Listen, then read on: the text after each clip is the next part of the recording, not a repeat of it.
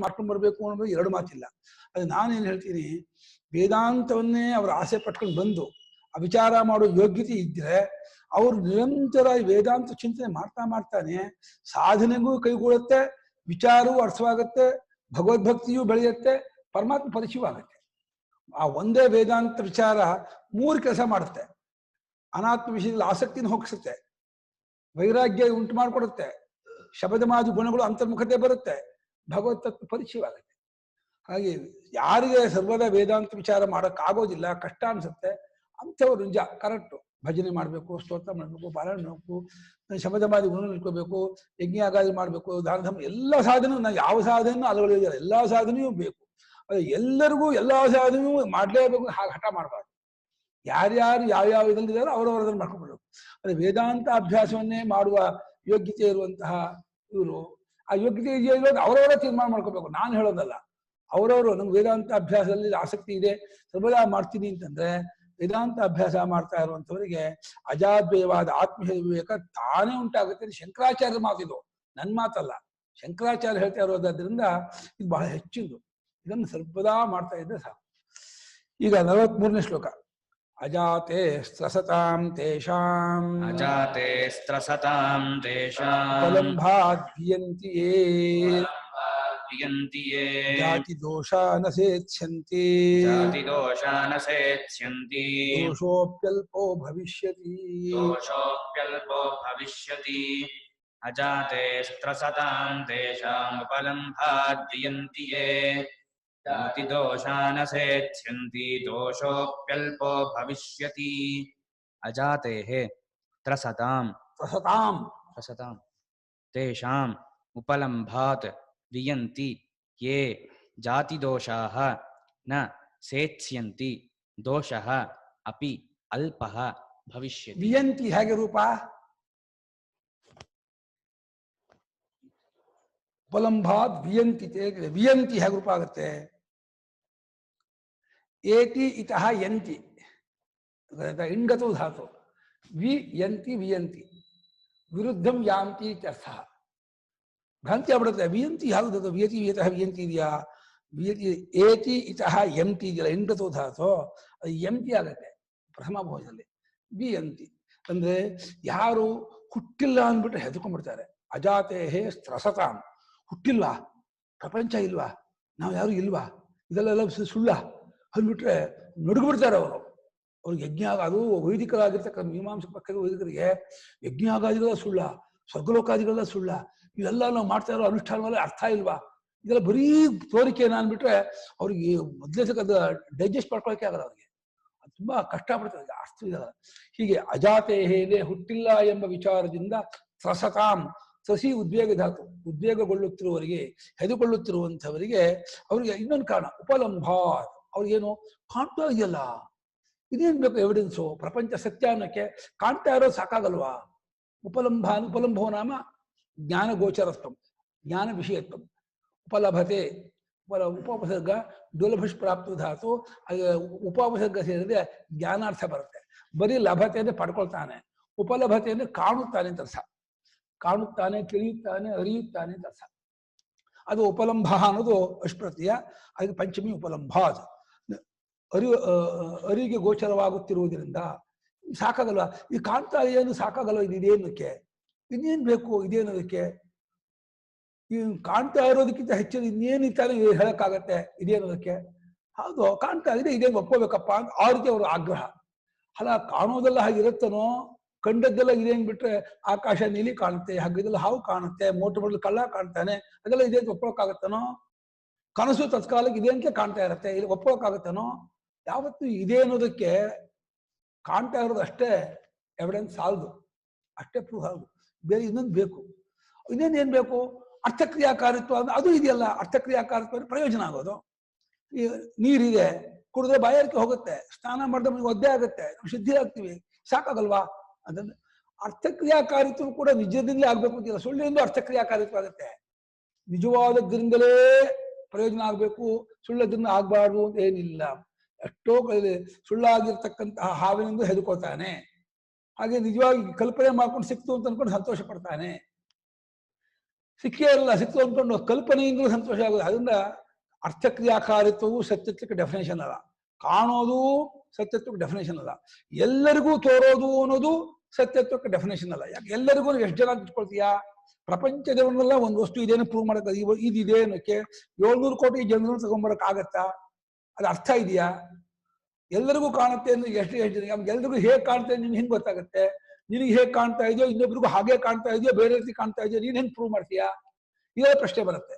ಅಂದ್ರೆ ಎಲ್ಲರಿಗೂ ಕಾಣೋದು ಸತ್ಯತ್ವಕ್ಕೆ ಲಕ್ಷಣ ಅಲ್ಲ, ಮತ್ತೆ ಅರ್ಥಕ್ರಿಯಾಕಾರತ್ವವು ಸತ್ಯಕ್ಕೆ ಲಕ್ಷಣ ಅಲ್ಲ, ತೋರು ಬರೋದು ಅಲ್ಲ. ಮತ್ತೆ ಯಾವುದು ಯಾವ ಕಾಲದಲ್ಲೂ, ಯಾವ ದೇಶದಲ್ಲೂ, ಯಾವ ಅವಸ್ಥೆಯಲ್ಲೂ ಚೇಂಜ್ ಆಗೋದಿಲ್ವೋ ಅದು ಸತ್ಯತ್ವಕ್ಕೆ ಲಕ್ಷಣ.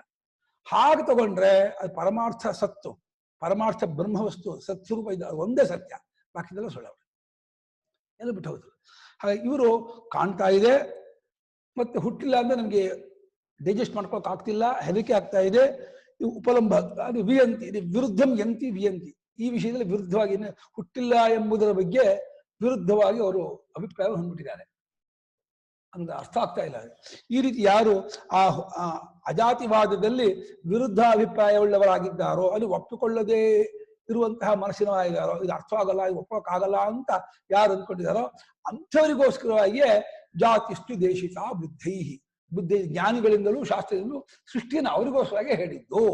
ನೋಡಿ, ಸೃಷ್ಟಿ ವಿಚಾರ ಯಾರಿಗೆ ಅಂತಂದ್ರೆ, ಯಾರಿಗೆ ಹುಟ್ಟೇ ಇಲ್ಲ ಅಂತಂದ್ರೆ ಅರ್ಥ ಮಾಡ್ಕೋಕ್ಕಾಗಲ್ವೋ, ಕಾಣ್ತಾ ಇದೆಯಲ್ಲ, ಅನುಭವಿಸ್ತಾ ಇದೆಯಲ್ಲ, ತಿಳ್ಕೊತಾ ಇದೆಯಲ್ಲ ಅಂತ ಹೇಳಿ ಹಠ ಮಾಡ್ತಾರೋ ಅಂಥವರ ಬುದ್ಧಿಯನ್ನ ಒಪ್ಕೊಂಡು ಆ ಲೆವೆಲ್ಗೆ ಇಳ್ಕೊಂಡು ಅವರಿಗೋಸ್ಕರವಾಗಿ ಸೃಷ್ಟಿ ವಿಚಾರವನ್ನ ಶಾಸ್ತ್ರ ತಂದಿದೆ, ಜ್ಞಾನಿಗಳು ಅವರಿಗೋಸ್ಕರ ಉಪದೇಶ ಮಾಡ್ತಾರೆ. ಹಾಗೆ ಒಂದ್ ಹಂತಕ್ಕೆ ಒಪ್ಕೊಂಡಿರ್ಲಿ, ಕ್ರಮೇಣ ಅದನ್ನು ತೆಗೆದುಹಾಕ್ತಿದ್ದ. ಆಮೇಲೆ ಜಾತಿ ದೋಷ ನಸೇಚ್ಛಂತಿ, ಆ ಹುಟ್ಟು ಅನ್ನುವಂತಹ ಒಂದು ಅಂಗೀಕಾರ ಇದೆಯಲ್ಲ, ಆ ದೋಷ ಬಹಳವಾಗಿ ಏನು ಸಿದ್ಧವಾಗೋದಿಲ್ಲ. ಸ್ವೇಚ್ಛತೆ ಅನ್ನೋದು ಸಿಧು ಶಾಸ್ತ್ರೇ ಮಾಂಗಲ್ಯೇಚ ಧಾತು, ಸಿದ್ಧತಿ ಅಂತ ಲಟ್ಟು, ಸ್ವೇಚ್ಛತೆ ಅನ್ನೋದು ರಟ್ಟು, ರಿಟ್ಟಿನ ಪ್ರಥಮ ಪುರುಷ ಬಹುವಚನ ಸೇಚ್ಛಂತಿ, ದೋಷಾಹ ನ ಸೇಚ್ಛಂತಿ, ದೋಷಾಹ ನ ಸಿದ್ಧಿಂ ಉಪಯಾಂತಿ, ದೋಷಗಳು ಸಿದ್ಧವಾಗುವುದಿಲ್ಲ. ಅದೇ ಬಹಳ ದೊಡ್ಡ ದೋಷ ಆಗಲ್ಲ, ಇರ್ಲಿ ತಿಷ್ಠಂತು ತಾವತ್ತು ಅಂತ ಒಂದು ಹಂತಕ್ಕೆ ಇರ್ಲಿ, ಒಪ್ಕೊಂಡಿರೋಣ. ಮುಂದೆ ನಾನು ತೆಗಿತೀನಿ, ಸದ್ಯಕ್ಕೆ ಇಟ್ಕೊಂಡಿರಿ ಅಂತ ಹೇಳಿ ಜಾತಿ ದೋಷವು ಅವರಿಗೆ ಜಾಸ್ತಿ ಏನು ಸಿದ್ಧಿಸೋದಿಲ್ಲ. ಯಾಕೆಂದ್ರೆ ದೋಷೋಪಿ ಅಲ್ಪ ಭವಿಷ್ಯ, ಸದ್ಯಕ್ಕೆ ವೈದಿಕ ಮಾರ್ಗದಲ್ಲಿ ಇದಾರಲ್ಲ, ಸನ್ಮಾರ್ಗದಲ್ಲಿ ಇದಾರಲ್ಲ, ಇದು ವೇದೋಕ್ತವಾದ ಕರ್ಮಾನುಷ್ಠಾನ ಮಾಡ್ತಿದ್ದಾರೆ, ಉಪಾಸನೆ ಮಾಡುತ್ತಿದ್ದಾರೆ, ಶಾಸ್ತ್ರೀಯ ಮಾರ್ಗ ಸದಾಚಾರ ಸಂಪನ್ನರಾಗಿದ್ದಾರೆ, ಸತ್ಯವನ್ನು ಹೇಳುತ್ತಿದ್ದಾರೆ, ಅಹಿಂಸಕರಾಗಿದ್ದಾರೆ, ಒಳ್ಳೆ ಗುಣಗಳಿಂದ ಕೂಡ್ಕೊಂಡಿದ್ದಾರೆ. ಅಂದ್ರೆ ಕಾಲಾನುಕಾಲಕ್ಕೆ ಅವರಿಗೆ ತತ್ವ ತಿಳಿಸ್ಕೊಡ್ತೀನಿ ಅಂತ ಹೇಳಿ ಶಾಸ್ತ್ರ ಮತ್ತು ಜ್ಞಾನಿಗಳು ಇದನ್ನ ಇಟ್ಕೊಂಡು ಒಪ್ಕೊಂಡು ಸೃಷ್ಟಿ ವಿಚಾರವನ್ನು ಕೂಡ ಹೇಳಿದ್ದಾರೆ ಶಾಸ್ತ್ರದಲ್ಲಿ. ಇಷ್ಟಕ್ಕೆ ಸೃಷ್ಟಿ ವಿಚಾರ ಬಂದದ್ದೇ ಹೊರತು ಸೃಷ್ಟಿ ವಿಚಾರ ಹೇಳಿದ ಮಾತ್ರಕ್ಕೆ ಇದು ಸತ್ಯ, ಇದು ಹೀಗೆ ಇರ್ತಕ್ಕದ್ದು ಅಂತ ಆ ರೀತಿ ಹಠ ಮಾಡಕ್ ಹೋಗಬಾರ್ದು. ಹೌದು, ಸೃಷ್ಟಿ ವಿಚಾರ ಹೇಳಿದೆ ಅಂತ ಹೇಳಿಲ್ಲ ಅಂತ ಅನ್ನಲ್ಲ, ಹೇಳಿದೆ ಅನ್ನೋದು ಒಪ್ಕೊಳ್ತಾರೆ. ದೋಷೋಪ್ಯಲ್ಪೋ ಭವಿಷ್ಯತಿ ಅಂದ್ಬಿಟ್ರು ಗೌಡಪಾದರು. ಅವ್ರಿಗೆ ಜಾತಿ ದೋಷ, ಜಾತಿಯನ್ನು ಒಪ್ಕೊಂಡ್ರು ಬಹಳ ಏನು ದೋಷವಾಗಲ್ಲ, ಅಲ್ಪ ದೋಷವಾಗತ್ತೆ. ಆ ದೋಷ ಕಲಿತೀವಿ ಅಂತ ಒಪ್ಕೊಳ್ಳಿ, ಸದ್ಯಕ್ಕೆ ಒಪ್ಕೊಂಡು ಬನ್ನಿ, ಈ ವಿಚಾರ ಮಾಡ್ತಾ ಮಾಡ್ತಾ ನಿಮಗೆ ಅರ್ಥ ಆಗುತ್ತೆ, ಇಷ್ಟಕ್ಕೆ ಈ ಸೃಷ್ಟಿ ವಿಚಾರ, ಇದೇನು ಪರಮಾರ್ಥವಲ್ಲ ಅಂತ ಹೇಳಿ ಮೆಲ್ಲಿಗೆ ಹೇಳಿದೆ. ಈ ಕತ್ತು ಉಳುಕಿದಾಗ ಈ ಕತ್ತು ಉಳುಕಂತ ತೆಗಿಯೋರು ಲಟ್ಕೆ ತೆಗಿತಾರೆ, ಅವ್ರಿಗೆ ಬಿಗಿಯೇ ಹೀಗೆ ಹಿಡ್ಕೊಂಡ್ಬಿಟ್ಟಿರ್ತಾರೆ, ಏನ್ ಮಾಡ್ಬಿಟ್ಟವಲ್ಲ. ಅವರು ಲಟ್ಕೆ ತೆಗಿಬೇಕಾದ್ರೆ ಬಿಗಿಯೇ ಹಿಡ್ಕೊಂಡ್ರೆ ಅವರಿಗೆ ಲಟ್ಕೆ ತೆಗಿಯಕ್ಕಾಗಲ್ಲ. ಅವ್ರು ಏನ್ ಮಾಡ್ತಾರೆ, ಮಲ್ಲಿ ಕೂರ್ಸ್ಕೋತಾರೆ, ಕೂರ್ಸ್ಕೊಂಡ್ಬಿಟ್ಟು ಮೆಲ್ಲ ಒಂದು ತೈಲ ಹಚ್ತಾರೆ ಇಲ್ಲಿಗೆಲ್ಲ. ಆ ತೈಲ ಹಚ್ಬೇಕಾದ್ರೆ ಕಥೆ ಕೇಳ್ತಾರೆ, ಎಷ್ಟು ದಿವಸ ಉಳುಕ್ತೋ, ಏನೇನಾಯ್ತು, ಯಾವಾಗ ಉಳುಕ್ತು, ಹೇಗಿಂದ. ಅದು ಕಥೆ ಕೇಳೋಕ್ಕೋಸ್ಕರ ಅಲ್ಲ, ನೀವು ನಿಮ್ಮ ಮನಸ್ಸಲ್ಲಿ ಡೈವರ್ಟ್ ಮಾಡಿಬಿಟ್ಟು ನೀವು ಬಿಗಿ ಮಾಡ್ಕೊಂಡಿದ್ದಿಲ್ಲ, ಇಲ್ಲಿ ಲೂಸ್ ಮಾಡಬೇಕು ಅನ್ನೋಕ್ಕೋಸ್ಕರಾಗಿ ನಿಮ್ಮ ಹತ್ರ ಕಥೆ ಕೇಳಿ ಮಾತಾಡ್ತಾ ಇರ್ತಾರೆ. ಅವರಿಗೆ ಯಾವಾಗೋ ಗೊತ್ತಾಗ ಲೂಸ್ ಮಾಡಿದಾನೆ ಗೊತ್ತಾಗ, ಟಕ್ಕಲ್ಲಿ ಮುಗಿದ್ಬಿಡ್ತಾರೆ. ಅವಾಗ ಆ ಲಟಿಕೆ ಬಂದ್ಬಿಡ್ತು ಅಂದ್ರೆ ಆ ಮೂಮೆಂಟ್ ತುಂಬಾ ನೋವಾಗುತ್ತೆ, ಆಮೇಲೆ ಸರಿ ಆಗ್ಬಿಡುತ್ತೆ. ಅಲ್ಲ, ಅವರು ಅದೇ ಪ್ಲಾನ್. ಹಾಗೆ ಸದ್ಯಕ್ಕೆ ಸೃಷ್ಟಿ ವಿಚಾರ ಒಪ್ಕೊಳ್ಳಿ, ಇರ್ಲಿ ಪರವಾಗಿಲ್ಲ, ಮಾಡ್ತಾ ವಿಚಾರ ಮಾಡ್ತಾ ಹೋದಾಗ ನಿಮ್ಗೆ ಅರ್ಥ ಆಯ್ತು, ಇದು ಸುಮ್ಮನೆ ಇದೆಲ್ಲ ಇಟ್ಕೊಂಡು ಹೇಳಿದ್ದು, ಒಪ್ಕೊಂಡು ಇದನ್ನ ನಮ್ಗೆ ತಿಳಿಸೋಕೋಸ್ಕರ ಉಪಾಯವೇ ಹೊರತು ಸೆಂಟ್ರಿಂಗ್ ಹಾಕ್ತಾರೆ. ಸೆಂಟ್ರಿಂಗ್ ಏನು ಪರ್ಮನೆಂಟ್ ಅಲ್ಲ, ಮನೆಗೆ ಸೆಂಟ್ರಿಂಗ್ ಹಾಕಿ ಸ್ಲ್ಯಾಬ್ ಸೆಟ್ ಆಯ್ತು ಅಂದ್ರೆ ಸೆಂಟ್ರಿಂಗ್ ತೆಗಿತಾರೆ. ಹಾಗೆ ಈ ಎಲ್ಲವೂ ಇಂಪೋಸ್ ಮಾಡಿ ಅಧ್ಯಾಪ ಮಾಡಿ ಹೇಳ್ತಾರೆ, ಆಮೇಲೆ ಕಿತ್ತಾಕ್ಬಿಡ್ತಾರೆ ಎಲ್ಲವನ್ನೇ. ಯಾವುದೂ ಇಲ್ಲ, ಅಜಾದ್ವಯವಾದ ಪರಮಾರ್ಥ ತತ್ವ ತಿಳಿಸ್ಕೊಡ್ತಾ ಮೋಕ್ಷ ಸಾಮ್ರಾಜ್ಯದಲ್ಲಿ ನೆಲೆಸ್ಬಿಡ್ತಾರೆ. ಹಾಗೆ ಈ ದೋಷವು ಅಲ್ಪವಾಗುತ್ತದೆ ಅವರಿಗೆ. ದಾಶ ದೋಷ ಏನು ಹೆಚ್ಚಾಗಿ ಸಿದ್ಧಿಸೋದಿಲ್ಲ. ಅದೇ ಸೃಷ್ಟಿ ಬಗ್ಗೆ ಸತ್ಯತ್ವ ಬುದ್ಧಿ ಹಠ ಆಗ್ರಹ ತುಂಬಾ ಇದೆ ಜನರಿಗೆ. ಎಲ್ಲವಾರಿಗೂ ಸೃಷ್ಟಿ ವಿಚಾರ ಹೇಳಿದ್ದಾರೆ ಗೊತ್ತಾ? ಎಷ್ಟು ಜನ ದಾರ್ಶನಿಕರಿದ್ದಾರೋ, ಸಾಂಖ್ಯರು, ವೈಶೇಷಿಕರು, ನೈಯಾಯಿಕರು, ಬೌದ್ಧರು. ಸೃಷ್ಟಿ ವಿಚಾರವನ್ನು ಹೇಳದೆ ಹೋದ್ರೆ ಅವರು ದಾರ್ಶನಿಕರೇ ಆಗೋಲ್ಲ. ಸೃಷ್ಟಿ ವಿಚಾರ ಹೇಳಲೇಬೇಕು. ಅವರೆಲ್ಲರ ಪ್ರಕಾರವಾಗಿಯೂ ಪ್ರಧಾನವೂ ಸತ್ಯ, ಪ್ರಕೃತಿಯೂ ಸತ್ಯ, ಮತ್ತೆ ಪ್ರಪಂಚವೂ ಸತ್ಯ, ಪರಮಾಣುವು ಸತ್ಯ, ಪ್ರಪಂಚವೂ ಸತ್ಯ, ಕಾರ್ಯಕಾರಣ ಎರಡು ಸತ್ಯ ಅವರಿಗೆ. ನಮ್ದು ಕಾರ್ಯಕಾರಣ ಎರಡು ನೆಪ ಮಾತ್ರಕ್ಕೆ, ಉಪಾಯ ಮಾತ್ರಕ್ಕೆ ಇಟ್ಕೊಂಡಿದ್ದೀವಿ. ಹೋಗ್ತಾ ಹೋಗ್ತಾ ಕಾರ್ಯದ ಕಾರ್ಯತ್ವವನ್ನು ಕಿತ್ತಾಕುತ್ತಲೇ ಕಾರಣದ ಕಾರಣತ್ವ ಹರೋಗ್ಬಿಡತ್ತೆ. ಕಾರ್ಯ ಇದ್ರೆ ಕಾರಣ, ಕಾರ್ಯ ಯಾವಾಗ ವಾಚಾರಂಭಣ, ಬರೀ ತೋರಿಕೆ, ಖುಷಿ, ಇಲ್ಯೂಷನ್ನು, ಭ್ರಾಂತಿಯಿಂದ ಗೊತ್ತಾಗ್ಬಿಡ್ತೋ ಕಾರಣ ಆಗೋದಿಲ್ಲ. ಕಾರಣ ಅಂದ್ರೆ ಕಲ್ಪನೆಗೆ ಆಧಾರ, ಆಸ್ಪದ. ಕಾರ್ಯ ಅಂದ್ರೆ ಕಲ್ಪನೆ, ತೋರಿಕೆ, ಈ ರೀತಿ ಬಿಡುತ್ತೆ. ಕಲ್ಪನೆಯೇ ಇಲ್ಲ ಅಂತ ಆದ್ಮೇಲೆ ಕಾರ್ಯವೇ ಇಲ್ಲ ಅಂತಂದ್ರೆ ಕಾರಣವೂ ಅಲ್ಲ. ಕಾರಣ ಇಲ್ಲ ಅಲ್ಲ, ಅದು ಕಾರಣತ್ವದಿಂದ ಕೂಡ್ಕೊಂಡದ್ದಲ್ಲ.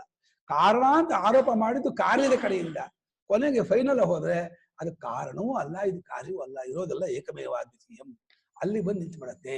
ಅದಕ್ಕೋಸ್ಕರಾಗಿ ವೇದಾಂತಿಗಳು ಕೂಡ ಕಾರ್ಯಕಾರಣ ಪ್ರಕ್ರಿಯೆಯನ್ನು ತಗೊಳ್ತಾರೆ. ಬಲುಮಟ್ಟಿಗೆ ಎಲ್ಲಾ ಉಪನಿಷತ್ತಿನಲ್ಲೂ ಕಾರ್ಯಕಾರಣ ಪ್ರಕ್ರಿಯೆ ಇದೆ. ಅವಸ್ಥಾತ್ರಯ ಎಲ್ಲ ಉಪನಿಷತ್ತಲ್ಲೂ ಇಲ್ಲ, ಪಂಚಕೋಶ ಎಲ್ಲ ಉಪನಿಷತ್ತಿನಲ್ಲೂ ಇಲ್ಲ, ಈ ಎಲ್ಲವೂ ಇಲ್ಲ. ಕಾರ್ಯಕಾಲ ಪ್ರಕ್ರಿಯೆ ಯಾಕೆಂದ್ರೆ ನಮ್ಗೆ ಪ್ರತಿಯೊಂದಕ್ಕೂ ಕಾರಣ ಕೇಳಿ ಅಭ್ಯಾಸ. ಜ್ವರ ಬಂತು, ಯಾಕ್ರಿ ಜ್ವರ ಬಂತು, ಏನಾಯ್ತು ಅಂತೀವಿ. ಹಾಗೆ ಮಂಡಿ ನೋಯ್ತು, ಯಾಕೆ ಮಂಡಿ ನೋಯ್ತಾ ಇದೆ, ಏನಾಯ್ತು, ಏನಕ್ಕಾದ್ರೂ ನಾವು ಸುಮ್ಮನೆ ಹಾಗೆ ಒಪ್ಕೊಳ್ಳಲ್ಲ.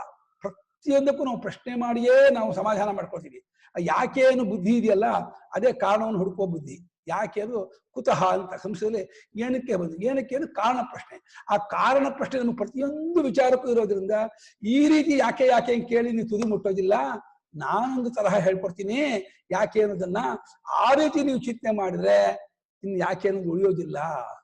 ಪರಿಪೂರ್ಣ ಪ್ರಶ್ನೆಯನ್ನು ಕಿತ್ತಾಕ್ತೀನಿ ಅಂತ ಹೇಳಿ ತಾತ್ಕಾಲಿಕ ಉತ್ತರವಾಗದೆ ಪರ್ಮನೆಂಟ್ ಉತ್ತರ ಕೊಡ್ತೀನಿ ಅಂತ ಹೇಳಿ ಕಾರ್ಯಕಾರಣ ಪ್ರಕ್ರಿಯೆಯನ್ನು ಅವಲಂಬಿಸ್ಕೊಳ್ತು. ಅದಕ್ಕೆ ನಾವೇ ಮಾಡಿಕೊಂಡ ಕಾರ್ಯಕಾರಣ ಭಾವವನ್ನ ಶ್ರುತಿ ಅನುವಾದ ಮಾಡಿಕೊಂಡು ಪರಮಾರ್ಥ ತತ್ವ ತಿಳಿಸ್ಕೊಳ್ಳಕ್ಕೆ ಇದನ್ನ ಉಪಾಯ ಮಾಡ್ಕೊಳ್ತು. ಶಾಸ್ತ್ರ ಹುಟ್ಟಾಕಿದ್ದಲ್ಲ ಕಾರ್ಯಕಾರಣ ಪ್ರಕ್ರಿಯೆ, ಅವಸ್ಥಾತ್ರಯ ಪ್ರಕ್ರಿಯೆ, ಪಂಚಕೋಶ ಯಾವುದು ಪ್ರಕ್ರಿಯೆ ಶಾಸ್ತ್ರ ಹುಟ್ಟಾಕಿಲ್ಲ. ನಮ್ಮ ಜೀವನದಲ್ಲಿ ನಾವು ಅನುಭವಿಸ್ತಾ ಇರುವಂತಹ ಈ ಒಂದು ವಿಶೇಷವನ್ನೇ ಇದಕ್ಕೊಂದು ಟ್ರ್ಯಾಕ್ ಮಾಡಿಕೊಂಡು ಮೆಥಡ್ ಮಾಡಿಕೊಂಡು ಇದರ ಮೂಲಕ ಪರಮಾರ್ಥ ತತ್ವ ತಿಳಿಸ್ಕೊಡ್ತೀನಿ. ಶಾಸ್ತ್ರ ಅದನ್ನೇ ಇದಕ್ಕೆ ಉಪಾಯ ಮಾಡ್ಕೊಳ್ತು. ನಮ್ಮ ಸ್ವಾಮಿಗಳು ಪೇಪರ್ ತರಿಸೋರಂತೆ. ಪೇಪರ್ ತರಿಸೋದು ಯಾಕೆ ಓದ್ತಾ ಇದ್ದಂತೆ. ಅದು ಓದ್ತಾ ಇದ್ದಾಗ ಪ್ರತಿ ದಿವಸ ಏನಾದ್ರು ಒಂದು ಹೊಸ ವಿಷಯ ಬಂದ್ರೆ ಅದನ್ನ ವೇದಾಂತಕ್ಕೆ ಹೇಗೆ ಅದನ್ನ ಹೊಂದಿಸೋದು ಅಂತ ವೇದಾಂತಕ್ಕೆ ಹೊಂದ್ತಾ ಇದ್ದಂತೆ. ಏನೇ ವಿಷಯ ಬಂದ್ರೆ ದುಷ್ಟರಿಗೆ ಏನು ಅನರ್ಥ ಆಗತ್ತೆ, ಹಾಗೆ ಮನ್ನದು ಏನು ಪುರುಷಾರ್ಥ ಆಗುತ್ತೆ, ಪ್ರತಿಯೊಂದು ವಿಚಾರವನ್ನು ವೇದಾಂತಕ್ಕೆ ಹೊಂದಿಸಿಬಿಟ್ಟು ಸಮನ್ವಯ ಮಾಡ್ತಿದ್ರಂತೆ. ಹಾಗೆ ಉಪನಿಷತ್ತು ಹಾಗೆ ಮಾಡುತ್ತೆ. ನಮ್ಮಗಳ ಜೀವನದಲ್ಲಿ ನಾವು ಅನುಭವಿಸುತ್ತಿರುವಂತಹ ಎಲ್ಲಾ ಘಟನೆಗಳನ್ನು, ಎಲ್ಲಾ ಅನುಭವಗಳನ್ನು ಕಲೆಕ್ಟ್ ಮಾಡಿ ಅದನ್ನೇ ಒಂದು ಪ್ರಕ್ರಿಯೆ ತರಹ ಮಾಡಿಕೊಂಡು ಅದನ್ನು ಒಂದು ಟ್ರ್ಯಾಕ್ ಮಾರ್ಗ ಮಾಡಿಕೊಂಡು ತತ್ವ ತಿಳಿಸ್ಕೊಂಡು ಉಪಾಯ ಮಾಡ್ಕೊಳ್ಳುತ್ತೆ. ತತ್ವ ಗೊತ್ತಾಗುತ್ತಲೇ ಎಲ್ಲವೂ ಬಾಧಿತವಾಗ್ಬಿಡುತ್ತೆ, ಸುಳ್ಳು ಗೊತ್ತಾಗ್ಬಿಡುತ್ತೆ. ಏಚ ಏವಂ ಉಪಲಂಭಾತ್ ಸಮಾಚಾರಾಚ್ಚ ಅಜಾತೇಃ ಅಜಾತಿ ವಸ್ತುನಃ ಅಸಂತಃ ಅಸ್ತಿ ವಸ್ತು ಇತಿ ಅದ್ವಯಾದಾತ್ಮನಃ ವಿಯಂತಿ ವಿರುದ್ಧಂ ಯಂತಿ ದ್ವೈತಂ ಪ್ರತಿಪದ್ಯಂತೆ ಇತ್ಯರ್ಥಃ. ಯಾರಾದರೂ ಏವಂ ಉಪಲಂಭ ಈ ರೀತಿ ಕಂಡು ಬರ್ತಾ ಇದೆ, ತೋರ್ತಾ ಇದೆ, ಎಲ್ಲರೂ ವ್ಯವಹಾರ ಮಾಡ್ತಾ ಇದೀವಿ, ಕೊಟ್ಟು ತಗೊಂಡು ಮಾಡ್ತಾ ಇದೀವಿ, ಅನುಭವಿಸ್ತಾ ಇದೀವಿ, ಎಲ್ಲಾ ವ್ಯವಹಾರಕ್ಕೂ ಆಸ್ಪದವಾಗಿದೆ ಪ್ರಪಂಚ ಅನ್ನೋ ಕಾರಣದಿಂದ ಸಮಾಚಾರ ಅಂದ್ರೆ ವ್ಯವಹಾರ, ನಡವಳಿಕೆ ಇದಿರೋದ್ರಿಂದ ಈ ಅಜಾತೆಯನ್ನು ಷಷ್ಠಿ ಅಲ್ಲ ಅನ್ನೋ ಭಾಷ್ಯಕಾರರು ಅಜಾತಿ ವಸ್ತುನಃ ಪಂಚಮಿ ಅಂತ ಅಜಾತಿ ಹುಟ್ಟಿಲ್ಲದೆ ಇರುವಂತಹ ವಸ್ತುವಿನಿಂದ ಅವ್ರು ಹೇಳ್ಕೊಳ್ತಾರೆ. ಆ ವಿಚಾರದಿಂದ ಹುಟ್ಟಿಲ್ಲ ಏನೂ ಇಲ್ಲ ಅಂದ್ರೆ ಆ ವೇದಾಂತಕ್ಕೆ ಹೋಗ್ಬಿಡ್ರೋ, ವೇದಾಂತಕ್ಕೆ ಹೋಗ್ಬಿಟ್ರೆ ಆಯ್ತು, ನಿಮ್ ಸಂಸಾರದಲ್ಲಿ ಹಾಳು ಮಾಡ್ಬಿಡ್ತಾರೆ, ನಿಮ್ ಮನೆಯೆಲ್ಲ ತೋರಿಸ್ಬಿಡ್ತಾರೆ, ಎಲ್ಲ ಬಿಡಿಸ್ಬಿಡ್ತಾರೆ, ಈ ಕಡೆ ಇತೋ ಭ್ರಷ್ಟ ತಥೋ ಭ್ರಷ್ಟ ಆಗ್ಬಿಡ್ತೀರಾ ಅಂತ ಹೇಳಿ ವೇದಾಂತವನ್ನೇ ದೂರಕ್ಕೆ ಇಟ್ಬಿಡ್ತಾರೆ, ಹೆದರ್ಕೊಂಡ್ಬಿಡ್ತಾರೆ. ಹುಟ್ಟಿಲ್ಲ ಅಂತ ಹೇಳುವಂತಹ ಯಾರು ಎಲ್ಲರಿಗೂ ಹಿತೈಷಿಗಳೋ, ಯಾರನ್ನು ಎಲ್ಲ ಅತ್ಯಂತ ಪರಮ ಪುರುಷಾರ್ಥ ಆಗುತ್ತೋ ಅದೇ ವಿಷಯಕ್ಕೆ ಜನ ಹೆದರ್ಕೊಳ್ತಾರೆ. ಅಭಯೇ ಭಯದರ್ಶಿನ ಅಂತ, ಎಲ್ಲಿ ಭಯವೇ ಇಲ್ಲವೋ ಅಲ್ಲಿ ಭಯವನ್ನು ಕಾಣ್ತಾರೆ ಅಂತ. ಫಲ ಸತ್ಯ ನಿತ್ಯ ಇದ್ದು ಬಿಟ್ಟಿದೆ, ಆಗೋದಲ್ಲ. ಈಗೆಲ್ಲ ಅಲ್ಲ ಕಣ, ಆ ಫಲ ಕಾಲ್ಪನಿಕ ಕಣ. ಫಲ ಶಬ್ದಕ್ಕೆ ಅರ್ಥ ಏನ್ ಗೊತ್ತಾ? ಫಲ್ಗುತೆಯ ಲೀಯತೆ ಐತಿ ಫಲಂ. ಫಲ್ಗು ಅಂದ್ರೆ ತೇಲೋಗ್ಬಿಟ್ಟು ಹಾರೋಗ್ಬಿಡುತ್ತೆ. ಈ ಕಲ್ಪನೆ ಅದು ದುಡ್ಡು ಬಂತು, ಏನೋ ತಗೊಂಡೆ, ಏನೋ ತಿಂದೆ ಅಂತಿದೆಯಲ್ಲ, ಒಳಹೊಕ್ಕು ವಿಚಾರ ಮಾಡೋ, ಏನ್ ಫಲ, ಏನ್ ಸುಖ ಅಂತಂದ್ರೆ ನಿನ್ನ ಕಲ್ಪನೆ ಏನೋ ಮಾಡ್ಕೊಂಡಿದ್ಯಲ್ಲ, ತತ್ಕಾಲಕ್ಕೆ ಅದು ಶಮನವಾಗತ್ತಲ್ಲ, ಸುಖ ಆಯ್ತು ತಂದ್ಕೋತೀಯ, ಏನು ಫಲ ಇಲ್ಲ. ಸತ್ಯದಿಂದ ಫಲ ಆಗ್ಬೇಕೆ ಹೊರತು ಸುಳ್ಳಿಂದ ಫಲವನ್ನ ದೀರ್ಘ ಅಲ್ಲ. ದೀರ್ಘ ಏನು, ನಿಂಗೆ ಎಷ್ಟು ಪ್ರಪಂಚದ ಮುಳುಗಿರ್ತೀಯೋ ಅವಾಗ ದೀರ್ಘ ಅನ್ಸುತ್ತೆ. ಪ್ರಪಂಚ ಬಿಟ್ಟವ್ರಿಗೆ ಈಗಲೇ ಇಲ್ಲಿಯೇ ಇರ್ತಕ್ಕದ್ದು, ಅದಾದ್ರೂ ಮಾಡಿ ಪಡ್ಕೋಬೇಕು. ಈಗ ಮಾಡ್ಲೇಬೇಕಾಗಿಲ್ಲ, ನೀನು ಆಲ್ರೆಡಿ ಸಿದ್ಧವಾಗಿ ಇದೆ. ಅಯ್ಯೋ, ಯಾವ್ದು ಸುಲಭವಾದ ಕಷ್ಟ ಅಂತೀಯ, ಯಾವ್ದು ಕಷ್ಟವಾದ ಸುಲಭ ಅಂತೀಯ, ಏನ್ ಮಾಡಪ್ಪ ನಿನಗೆ? ಇನ್ನು ಅದಕ್ಕೆ ಎಷ್ಟು ಜನರ ಅವಲಂಬನೆ ಬೇಕು, ಎಷ್ಟು ಕಷ್ಟ ಬೇಕು. ಯಾರಾದ್ರೂ ಕಾರ್ಯಕ್ರಮ ಮಾಡಿಸ್ಬೇಕು, ಕಾರ್ಯಕ್ರಮದಲ್ಲಿ ಕರಿಬೇಕು, ಅಲ್ಲಿ ನಿನಗೆ ಯಾವ ರೀತಿ ತೊಂದರೆ ಆಗ್ಬಾರ್ದು. ಆಮೇಲೆ ನಿನ್ನ ಅಪೇಕ್ಷೆ ಇದೆ ದುಡ್ಡು ಕೊಡ್ಬೇಕು. ನೀನ್ ಕಮ್ಮಿ ಕೊಟ್ರೆ ಬೈಕೋತೀಯ, ನೀನು ಹಂಗ್ ಕೊಟ್ರು ಹಿಂಗ್ ಕೊಟ್ರು ಅಂತ ಮಕ್ಕಳು ಇಂಥ ಮಕ್ಕಳು ಬೈಕೋತೀಯ, ಇದೆಲ್ಲ ಆಗುತ್ತೆ. ಆದ್ರೆ ಇದರಲ್ಲಿ ಯಾವ ಅಪೇಕ್ಷೆ ಇಲ್ಲ, ಅವಲಂಬನೆ ಇಲ್ಲ. ನೀನ್ ನಿಂಪಾಡಿ ಎ ಸಿ ರೂಮಲ್ಲಿ ಕಣ್ಣು ಮುಚ್ಕೊಂಡು ಎಲ್ಲ ಅನಾಥವನ್ನು ಬಿಟ್ಕೊಂಡು, ಎ ಸಿ ರೂಮ್ ಅಂದ್ರೆ ಚೈತನ್ಯ ಕೋಪ ಬಂದ್ಬಿಡುತ್ತೆ. ಗುರು ಎ ಸಿ ರೂಮ್ ಮಾಡ್ಬೇಕು ಅಂತ ಧ್ಯಾನನ, ಎ ಸಿ ರೂಮಲ್ಲಿ ಅಂತ ಧ್ಯಾನ ಮಾಡಕ್ಕಾಗತ್ತೆ ಅಂತ. ಯಾಕೆ ಧ್ಯಾನ ಮಾಡೋದು ಮನಸ್ಸಿಂದನೋ ರೂಮಿಂದನೋ? ರೂಮಲ್ಲಿ ಧ್ಯಾನ ಮಾಡೋದು ಎ ಸಿ ಆದ್ರೇನು, ಇನ್ನೊಂದೇ ಆದ್ರೇನು, ಒಟ್ಟು ಮೇಲೆ ಧ್ಯಾನ ಚೆನ್ನಾಗಿ ಮಾಡ್ಬೇಕಷ್ಟೆ. ನೀವು ಎ ಸಿ ರೂಮೇ ತೊಂದರೆ ಆಗುತ್ತೆ ಇಟ್ಕೋಬೇಡ. ನಾನು ಎ ಸಿ ರೂಮ್ ಇಟ್ಕೊಂಡು ನಾವು ವಿಧಿ ಮಾಡ್ತಾ ಇಲ್ಲ. ಒಟ್ಟಿನಲ್ಲಿ ಯಾವ ಕ್ಲೇಶವೂ ಇಲ್ಲ, ಜಂಜಾಟವೂ ಇಲ್ಲ, ಪರಾವಲಂಬನೆಯೂ ಇಲ್ಲ. ಅಂತ ಸುಲಭತಮವಾದಂತಹ ಈ ಮಾರ್ಗ ಬಿಟ್ಕೊಂಡು ಯಾರದೋ ಎಂಜಲಿಗೆ ತೊಂಬಲಕ್ಕೆ ಕೈ ಒಡ್ಡಿ ಆ ತೊಂಬಲ, ಅಯ್ಯೋ ಏನ್ ಗ್ರಹಚಾರ ಇದು, ಯಾತಕ್ ಬೇಕು? ಸರ್ವಂ ಪರವಶಂ ದುಃಖಂ, ಸರ್ವಂ ಸ್ವಾತ್ಮವಶಂ ಸುಖಂ. ಯಾಪ ಇಡ್ಕೊ, ಪರವಶವಾಗಿರೋ ಎಲ್ಲ ಹೊರಗಿಂದೆಲ್ಲ ಪರವಶ, ಅದು ದುಃಖವೇ. ಅದು ಇದು ಆತ್ಮವಿಚಾರ, ನಿನ್ನ ಸ್ವತಂತ್ರ, ಅದು ಅತ್ಯಂತ ಸುಖ ವಿಚಾರ. ಹಾಗಾಗಿ ಈ ಕಂಡು ಬರ್ತಾ ಇದೆ ಪ್ರಪಂಚ, ಜನ ನಡ್ಕೋತಾ ಇದ್ದಾರೆ, ವ್ಯವಹಾರ ಮಾಡ್ತಿದ್ದಾರೆ. ಈ ಎರಡು ಕಾರಣದಿಂದ ಅಜಾತಿಯಿಂದ ಅಂದ್ರೆ ಅಜಾತಿ ವಸ್ತು, ಹುಟ್ಟಿಲ್ಲದೆ ಇರತಕ್ಕಂತಹ ಪರಮಾರ್ಥ ವಸ್ತುವಿನ ನಿಮಿತ್ತದಿಂದ ತ್ರಸಂತಹ ಅಂದ್ರೆ ಹೆದರುಗೊಳ್ಳುತ್ತಾ, ಉದ್ವೇಗಗೊಳ್ಳುತ್ತಾ ಅಸ್ತಿ ವಸ್ತು. ನೀವು ಏನೇನು ಸಹ ಪ್ರಪಂಚ ಇದೆ ಕಣ್ರಿ, ಪ್ರಪಂಚ ಸುಳ್ಳಲ್ಲ, ಮಿಥ್ಯೆ ಅಲ್ಲ ಅಂತ ಅವತ್ತ ಸ್ವಾಮಿ ಹೇಳಿದ. ಪ್ರಪಂಚ ಮಿಥ್ಯೆ ಅಲ್ಲ, ಪ್ರಪಂಚ ಸತ್ಯ. ನಿಮಗೆ ಗೊತ್ತಿಲ್ಲ ಪ್ರಪಂಚ ಸತ್ಯ ಅಂತ ಅವರು ಸ್ವಾಮಿ ಬಂದು ವಾದ ಮಾಡಿದ್ರು. ನೀವು ದೊಡ್ಡವರು ಸ್ವಾಮಿ ಆಗ್ಲಿಪ್ಪ ಅಂತ ಏನ್ ಹೇಳ ಆಗ್ಲಿ. ಶಂಕರಾಚಾರ್ಯ ನಮೋ ನಮಃ, ನಿಮ್ಗೂ ನಮಸ್ಕಾರ. ನಮ್ಗೇನು ಎಲ್ಲರೂ ನಾವೇ, ನೀವು ನಾವೇ, ಎಲ್ಲರೂ ನಮ್ಗೇನು ಬೇಡ. ಆಯ್ತು ಶಂಕರಾಚಾರ್ಯ ಹಾಗೆ ಅನ್ಕೊಳ್ಳ. ನಾವ್ ಯಾಕೆ ನಿಮ್ಮ ಹತ್ರ ವಾದ ಮಾಡಿ ಕಂಠಶೋಷಣೆ ಮಾಡ್ಕೊಳ್ಳೋಣ? ಏನು ಪ್ರಯೋಜನ? ನಿಮಗೆ ಭಗವಂತ ಯಾವತ್ತೂ ಬುದ್ಧಿ ಕೊಟ್ಟಾಗ ನೀವೇ ಬರ್ತೀರಾ. ಅಲ್ಲಿವರೆಗೂ ನಿಮ್ಮ ಕರ್ಮ ಪಕ್ವಾಗಿಲ್ಲ, ನಡೀಲಿ, ಏನಂತೆ ಮಾಡ್ಕೊಳ್ಳಿ. ಹಾಗೆ ಅಸ್ಥಿ ವಸ್ತು, ವಸ್ತು ಇದ್ದೇ ಇದೆ ಅಂತ ಹಠ ಮಾಡುವಂತಹ ಜನರಿಗೆ ಅದ್ವಯಾದ ಆತ್ಮನ ವಿಯಂತಿ, ಅವರು ಅದ್ವಯ ಸ್ವರೂಪವಾದ ಆತ್ಮನಿಂದ ವಿರುದ್ಧಂ ಯಂತಿ ವಿಯಂತಿ, ಬಿಟ್ಟು ದೂರ ಬಿಡ್ತಾರೆ.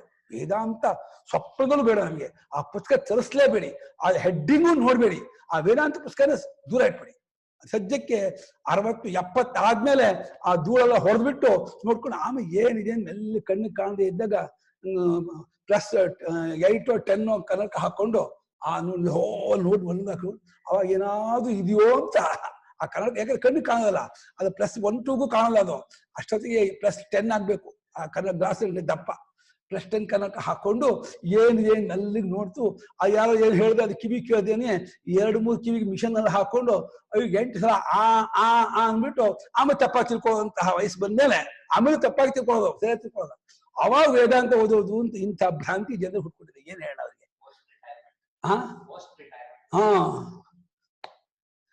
ಅದ್ವಯವಾದ ಆತ್ಮನಿಂದ ವಿರುದ್ಧವಾಗಿ ಹೋಗುತ್ತಿದ್ದಾರೆ. ಅವರು ದ್ವೈತಂ ಪ್ರತಿಬದ್ಧಂತೆ, ದ್ವೈತವೇ ಸತ್ಯ. ದ್ವೈತ ಶಬ್ದಕ್ಕರ್ಥ ಯಾವುದೋ ಒಂದು ಮತ ಅಂತ ಹೇಳ್ತಾ ಇಲ್ಲ ಇವರು. ಪ್ರಪಂಚವೇ ಸತ್ಯ ಅನ್ನೋರೆಲ್ಲ ದ್ವೈತಿಗಳು. ಪ್ರಪಂಚ ಸತ್ಯ, ನಮಗೆ ವ್ಯವಹಾರ ಸತ್ಯ ಅಂತ ಹೇಳಿ ತಮಗಿಂತ ಬೇರೆಯಾದ ಇನ್ನೊಂದು ವಸ್ತುವನ್ನು ಯಾರ್ಯಾರು ಕಾಣ್ತಾರೆ ಅವರು ಅವರೆಲ್ಲ ದ್ವೈತಿಗಳು. ಅದನ್ನೇ ಆಶ್ರಯಿಸ್ಕೊಂಡು ಅಲ್ಲೇ ನಮ್ಗೆ ಸಾಕಪ್ಪ, ನಮ್ಗೆ ಚೆನ್ನಾಗಿ ಭಗವಂತ ಒಳ್ಳೆ ಮನೆ ಕೊಟ್ಟಿದ್ದಾನೆ, ಮಕ್ಳು ಕೊಟ್ಟಿದ್ದಾನೆ, ಚೆನ್ನಾಗಿ ದುಡ್ಡಿದೆ, ಕಾರ್ ಇದೆ, ಅನುಕೂಲತೆ ಇದೆ, ನಾವು ಇಲ್ಲೇ ಇರ್ತೀವಿ ಕಂಡ್ರೆ ನಮ್ಗೆ ದಯವಿಟ್ಟು ಬೇರೆ ಬೇಕಾದ್ರೆ ನೀವು ಮನೆ ಬಂದೆ ಒಂದು ಎಲೆ ಅಡಿಕೆ ಇಟ್ಬಿಟ್ಟು ಒಂದು 50-100 ರೂಪಾಯಿ ನಮಸ್ಕಾರ ಮಾಡ್ತೀವಿ, ಮನೆಯವ್ರಿಗೆ ಒಳ್ಳೆದಾಗಿಂದ ಆಶೀರ್ವಾದ ಮಾಡಿ. ದಯವಿಟ್ಟು ವೇದಾಂತ ಬೋಧನೆ ಮನೆಯವ್ರಿಗೆ ಮಾತ್ರ ಮಾಡಬೇಡಿ, ಆ ವಿಚಾರ ಬೇಡ. ನೀವು ಬನ್ನಿ ನಮ್ಮನೆ ನೀವು ಬಂದ್ಬಿಟ್ಟು ನೀವು ಆಶೀರ್ವಾದ ಮಾಡಿ, ಇನ್ನೂ ಚೆನ್ನಾಗಿ ನಿಮ್ಮನೆ ಬೆಳೀಲಿ ಅಂತ ಹೇಳಿ, ದುಡ್ಡು ಧನಕನಕ ವಾಹನ ವಸ್ತು ಚೆನ್ನಾಗಿ ಬೆಳೀಲಿ ಅಂತ ಆ ರೀತಿ ಆಶೀರ್ವಾದ ಮಾಡ್ಬೇಕೆ ಹೊರತು ಭಕ್ತಿ ಜ್ಞಾನ ವೈರಾಗ್ಯ ಬಲಿ ಮಾತ್ರ ಸ್ವಪ್ನದಲ್ಲೂ ನಮ್ಗೆ ಹೇಳ್ಬೇಡಿ. ನಮ್ಗೆ ಅದೆಲ್ಲ ಬೇಡ. ಈ ತರಹ ಜನ ಅದೆಲ್ಲ ಬೇಡವೇ ಬೇಡ. ಅದು ನೀವೇ ಇಟ್ಕೊಳ್ಳಿ, ನೀವೇ ಮಾಡ್ಕೊಳ್ಳಿ, ನೀವು ಚೆನ್ನಾಗಿ ಮಾಡಿ, ನೀವು ಚೆನ್ನಾಗಿ ಭಗವಂತನ ಆರಾಧನೆ ಮಾಡಿ ನಮ್ಗೆಲ್ಲ ಆಶೀರ್ವಾದ ಮಾಡಿ. ಬೇಕಾದ್ರೆ ನಾವು ನಿಮಗೆ 50-100 ಬೇಕಾದ್ರೆ 500 ರೂಪಾಯಿ ಕೊಟ್ಬಿಡ್ತೀವಿ. ವರ್ಷಕ್ಕೊಂದ್ಸಲ ಬನ್ನಿ, ದಿನ ಬೇಡ, ವರ್ಷಕ್ಕೊಂದ್ಸಲ ಬನ್ನಿ, 500 ರೂಪಾಯಿ ಇಟ್ಟು ನಮಸ್ಕಾರ ಮಾಡ್ತೀವಿ ಮಾತ್ರ, ನಮಗೆ ಇದೆಲ್ಲ ಹೇಳ್ಬೇಡಿ ಅಂತ ಅಷ್ಟರ ಮಟ್ಟಿಗೆ ಆ ಲೌಕಿಕರು, ಪ್ರಾಕೃತರು ಮತ್ತು ಕರ್ಮಿಗಳನ್ನ ಹೇಳ್ತಿರೋದು. ಕರ್ಮ ಮಾಡುವ ರೀತಿ ಇರ್ತಾರೆ ಅಂತ ಹೇಳ್ತಿದೆ. ವೈದಿಕ ಮಾರ್ಗದವರನ್ನ ಬೈತಾ ಇದ್ರು ಗೌಡಪಾದರು, ಸಾಮಾನ್ಯ ಲೌಕಿಕರನ್ನೆಲ್ಲ ವೈದಿಕರು ಹೀಗಂತಾರೆ, ಏನ್ ಮಾಡೋಣ ಅಂತ ಇದ್ದಾರೆ. ತೇಷಾಂ ಅಜಾತೇಹೇ ತ್ರಸತಾಂ ಶ್ರದ್ಧಾನಾನಾಂ ಸನ್ಮಾರ್ಗಾವಲಂಬಿನಾಂ ಜಾತಿದೋಷಾಃ ಜಾತ್ಯುಪಲಂಭಕೃತಾಃ ದೋಷಾಃ ನ ಸೇತ್ಸ್ಯಂತಿ ಸಿದ್ಧಿಂ ನ ಉಪಯಾಸ್ಯಂತಿ. ನೋಡಿ, ಆ ಅಜಾತಿಗೇನೆ ಅಜಾತಿಯಾದ ಹುಟ್ಟಿಲ್ಲದ್ದಾಗಿರುವ ಪರಮಾರ್ಥ ವಸ್ತುವಿನಿಂದ ಹೆದುಗೊಳ್ಳುತ್ತಿರುವರು, ಅದ್ವಯಾತ್ಮ ವಸ್ತುವಿನಿಂದ ಹೆದುಗೊಳ್ಳುತ್ತಿರುವಂತಹ ಅವರಿಗೆ, ಅವರು ವೈದಿಕ ಮಾರ್ಗವಿದ್ದಾರೆ. ಶ್ರದ್ಧಾ ಆಸ್ತಿಕರವರು ವೇದವನ್ನು ನಂಬ್ತಾರೆ, ವೇದ ಪ್ರಾಮಾಣ್ಯ ನಂಬ್ತಾರೆ, ಪುಣ್ಯ ಪಾಪ ನಂಬ್ತಾರೆ, ಜನ್ಮಾಂತರ ಲೋಕಾಂತರ ನಂಬ್ತಾರೆ, ಸದಾಚಾರವನ್ನು ಸನ್ಮಾರ್ಗವನ್ನು ನಂಬ್ತಾರೆ. ಅಂದ್ರೆ ಸನ್ಮಾರ್ಗನೇ ಅವ್ರಿಗೆ ಅದೇ, ಯಜ್ಞಯಾಗ ಮಾಡ್ಕೊಂಡಿರೋದೇ ಸನ್ಮಾರ್ಗ ಅಷ್ಟೇ ಹೊರತು ತತ್ವ ವಿಚಾರ ಸನ್ಮಾರ್ಗ ಅಂತ ಅಷ್ಟು ಮಟ್ಟಿಗೆ ಅವ್ರು ಹೋಗಿಲ್ಲ. ಈ ಶ್ರದ್ಧಾವಂತರು ವೈದಿಕ ಮಾರ್ಗವನ್ನು ಅವಲಂಬಿಸಿಕೊಂಡವರು, ಸನ್ಮಾರ್ಗಾವಲಂಬಿನ ಅಂಥವ್ರು ನೋಡಿ. ಅವರು ವೇದಾಂತಿಕ ಬೈದ್ರು, ಶಂಕರಾಚಾರ್ಯರು ಅವ್ರನ್ನ ಹೊಗಳ್ತಾ ಇದ್ದಾರೆ. ನೀವೆಲ್ಲ ಸನ್ಮಾರ್ಗದಲ್ಲಿ ಇರ್ಕೊಂಡ್ರೋ, ನೀವೆಲ್ಲ ಇದು ವೈದಿಕ ಮಾರ್ಗದಲ್ಲಿರೋರು, ನೀವೆಲ್ಲ ಒಳ್ಳೆ ಇದಕ್ಕೆ ಶಾಸ್ತ್ರೀಯ ಮಾರ್ಗವನ್ನು ಅವಲಂಬಿಸಿಕೊಂಡವರು ಅಂತ ಅವ್ರನ್ನ ಕೊಂಡಾಡ್ತಾ ಇದ್ದಾರೆ. ಶ್ರದ್ಧಾವಂತರು ನೀವು ಏನು ಜಾತಿ ದೋಷವನ್ನ ಅಂದ್ರೆ ಹುಟ್ಟಿದೆ ಅನ್ನುವಂತಹ ಒಂದು ವಿಚಾರವನ್ನ ಒಪ್ಕೊಳ್ತಾ ಇದ್ದೀರಿ. ಇದೊಂದು ದೋಷ ಇರಬಹುದು ನಮ್ಮ ಪ್ರಕಾರ, ಆದ್ರೂ ಕೂಡ ಜಾತಿಯು ಉಪಲಂಬನ ತೋರೋದು ಎಂಬ ಇದರಿಂದ ಕೃತ ಆದಂತಹ ಒಂದು ದೋಷ. ಜಾತಿಯು ಸತ್ಯ, ಜಾತಿಯಿಂದ ಹುಟ್ಟು, ಜಾತಿಯಿಂದ ಕ್ಯಾಸ್ಟ್ ಅಂತ ಅರ್ಥ ಅಲ್ಲ, ಜಾತಿ ಶಬ್ದ ಅರ್ಥ ಏನು? ಹುಟ್ಟು, ಸೃಷ್ಟಿ ಅರ್ಥ. ಸೃಷ್ಟಿಯನ್ನ ಒಪ್ಪಿಕೊಳ್ಳೋದು ಅನ್ನೋ ನಿಮಿತ್ತದಿಂದ ಆದ ದೋಷವೇನುಂಟೋ ಆ ದೋಷವೇನು ಬಹಳವಾಗಿ ಸಿದ್ಧಿಸೋದಿಲ್ಲ. ಅದೇನು ಬಹಳ ದೊಡ್ಡ ದೋಷವೇನು ಆಗಲ್ಲ, ಆಗ್ಬೋದು. ಸೃಷ್ಟಿ ಇದೆ ಅಂತ ಅನ್ಕೊಂಡ್ರೆ ಅಲ್ಲಿಂದ ನಾವು ಪಾಠ ಶುರು ಮಾಡ್ತೀವಿ. ನೀವು ನಾರದರು ಸನತ್ ಕುಮಾರ್ ಅಂತ ಹೋಗ್ಬಿಟ್ಟು ಅಧೀ ಭಗವಹಿತಿ ಉಪಸಸಾದ ಭಗವಂತಂ ಸನತ್ ಕುಮಾರಂ ನಾರದ, ಭಗವಂತರಾದ ಸನತ್ ಕುಮಾರ್ ಹತ್ರ ನಾರದರು ಪೂಜ್ಯರೇ ನನಗೆ ತತ್ವವನ್ನು ಉಪದೇಶ ಮಾಡಿ ಅಂತ ಕೇಳ್ಕೊಂಡ್ರು. ಅದಕ್ಕೆ ನೀ ಏನ್ ಗೊತ್ತೋ ಅದನ್ನ ಹೇಳಪ್ಪ, ಅದನ್ನ ಮುಂದೆ ಹೇಳ್ತೀನಿ ಅಂದ್ರು. ನೋಡಿ, ಸನತ್ ಕುಮಾರ್ ತಕ್ಷಣ ಬಂದ್ಬಿಟ್ಟು ತತ್ವೋಪದೇಶ ಮಾಡ್ಲಿಲ್ಲ, ನಿನ್ಗೆ ಏನ್ ಗೊತ್ತೋ ಅದನ್ನ ಹೇಳು. ಅದು ಒಂದು ಉಪದೇಶದ ಕ್ರಮ. ಅಂದ್ರೆ ನಾವು ಯಾವ ಲೆವೆಲ್ ಇದೀವಿ, ನಾವು ಯಾವ ಇದನ್ನು ತಿಳುವಳಿಕೆಯನ್ನು ಸಂಪಾದನೆ ಮಾಡಿದೀವಿ, ಅದನ್ನು ನೋಡ್ಕೊಂಡು ಅಲ್ಲಿನ ಮುಂದೆ ಉಪದೇಶ ಮಾಡ್ತಾರೆ. ಆಯ್ತು, ಸೃಷ್ಟಿ ಸತ್ಯ ಅನ್ಕೊಂಡಿದ್ದೀರಾ, ಇದೆಲ್ಲ ವ್ಯವಹಾರ ಸತ್ಯ ಅನ್ಕೊಂಡಿದ್ದೀರಾ, ಇಲ್ಲೇ ಇರಿ, ಇದನ್ನೇ ಚೆನ್ನಾಗಿ ಮಾಡ್ತಾ ಇರಿ. ಆದ್ರೆ ನೀವು ವೈದಿಕ ಕರ್ಮ ಮಾಡ್ತಿರ್ಬೇಕಾದ್ರೆ ಒಂದೇ ಒಂದು ನಮ್ಮ ಸೂಚನೆ ಏನು ಅಂದ್ರೆ, ಫಲಾಪೇಕ್ಷೆ ಇಲ್ಲದೆ ಮಾಡಿ, ಈಶ್ವರಾರ್ಪ ಬುದ್ಧಿಯಿಂದ ಮಾಡಿ, ನಿಸ್ಸಂಗತ್ವ ಬುದ್ಧಿ, ಸಂಘವಿಲ್ಲದೆ ಇಟ್ಕೊಳ್ದೇನೆಯೇ ಕೇವಲ ಭಗವಂತನು ನನಗೆ ಈ ಕರ್ಮವನ್ನು ಗೊತ್ತು ಮಾಡಿದಾನೆ, ಭಗವಂತ ನಮ್ಗೆ ನಿಜವಾದ ನನ್ನ ತಂದೆ, ನನ್ನ ಸ್ವಾಮಿ, ನನ್ನ ಸರ್ವಸ್ವ, ಅವನು ವೇದ ಮೂಲಕವಾಗಿ ಏನು ಉಪದೇಶ ಮಾಡಿದಾನೆ ಅನ್ನೋ ಆ ಒಂದು ಶ್ರದ್ಧೆಯನ್ನ, ಗೌರವನ್ನ, ಭಾವನೆಯನ್ನ ಇಟ್ಕೊಂಡು ಫಲಾಪೇಕ್ಷೆಯನ್ನು ಮಾಡ್ತಾ ಹೋಗಿ ಕಾಲಾನುಕಾಲಕ್ಕೆ ಅವನೇ ನಿಮಗೆ ಬುದ್ಧಿ ತಿರುಗಿಸ್ತಾನೆ. ಯಾಕೆಂದ್ರೆ ನಮ್ಮಂಥವರ ಉಪದೇಶ ನಿಮ್ಗೆ ಇವಾಗ ಸದ್ಯಕ್ಕೆ ನಾಟಲ್ಲ. ಯಾಕಂದ್ರೆ ನೀವು ಅದಕ್ಕೆ ಕೇಳೋ ಮಟ್ಟದಲ್ಲಿ ನೀವು ಇಲ್ಲ, ನೀವು ಏನೋ ಒಂದು ಪೂರ್ವಾಗ್ರಹವಾಗಿ ಒಂದನ್ನು ಹಿಡ್ಕೊಂಡ್ಬಿಟ್ಟಿದ್ದೀರಾ. ನಾವು ಇವಾಗ ಅದನ್ನ ಚೇಂಜ್ ಮಾಡೋಕ್ಕಾಗಲ್ಲ. ನೀವು ಇದನ್ನೇ ಮಾಡ್ತಾ ಇರಿ, ಕರ್ಮಯೋಗದಿಂದ ಕರ್ಮಾನುಷ್ಠಾನ ಮಾಡ್ತಾ ಇರಿ.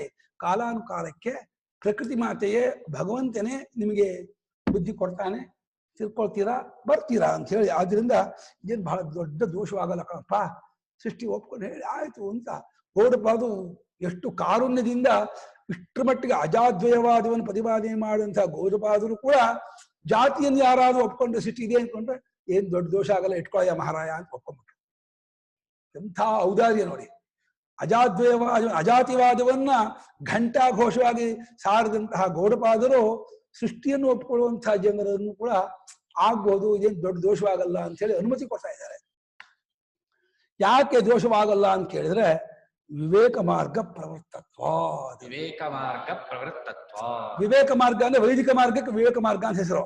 ವೈದಿಕ ಮಾರ್ಗದಲ್ಲಿ ಇದ್ದಾರೆ ಅಂದ್ರೆ ಒಂದಲ್ಲ ಒಂದ್ ದಿವಸ ಅವರು ಅಧ್ಯಾತ್ಮ ಮಾರ್ಗಕ್ಕೆ ಬಂದೇ ಬರ್ತಾರೆ. ಯಾಕೆಂದ್ರೆ ಅದರ ಸ್ವರೂಪವೇ ಹಾಗಿದೆ. ವೇದ ಬಂದಿರೋದೇ ಪರಮಾತ್ಮನಿಂದ. ಆದ್ರಿಂದ ಹೇಗೆ ರಘುವಂಶ, ಕುಮಾರ ಸಂಭವ ಕಾಳಿದಾಸನಿಂದ ಬಂದಿದೆಯೋ, ರಾಮಾಯಣ ವಾಲ್ಮೀಕಿಯಿಂದ ಬಂದಿದೆಯೋ, ಅದ್ರ ವೇದ ಪರಮಾತ್ಮನಿಂದ ಬಂದದ್ದಾದ್ರಿಂದ ಅದು ಪರಮಾತ್ಮನ ವಾಣಿ. ಪರಮಾತ್ಮನ ಎಷ್ಟು ಜ್ಞಾನ ಇದೆ, ಪರಮಾತ್ಮ ಸ್ವಭಾವ ಏನು, ಪರಮಾತ್ಮ ಎಂಥವನಾಗಿದ್ದಾನೆ ಅಂತ ಆ ವೇದವೇ ನಮಗೆ ತಿಳಿಸ್ಕೊಡೋದು. ಆ ಪರಮಾತ್ಮನ ವಾಣಿಯಾದ ವೇದಕ್ಕೆ ಗೌರವ ಕೊಟ್ಟದ್ದಾದ್ರಿಂದ ಆ ವೇದ ಮಾತೆ ಇವರನ್ನ ಕರ್ಕೊಂಡ್ಬಂದ್ಬಿಡುತ್ತೆ. ಅವರಿಗೂ ಅರಿವಾಗದೇನೆಯೇ ವೈದಿಕರನ್ನ, ವೇದ ಮಾರ್ಗದಲ್ಲಿದ್ದವರನ್ನ ವೇದ ಮಾತೆಯೇ ಇವರಿಗೂ ಗೊತ್ತಾಗಿ ಮೆಲ್ಲಿಗೆ ಕರ್ಕೊಂಡ್ಬಿಡುತ್ತೆ.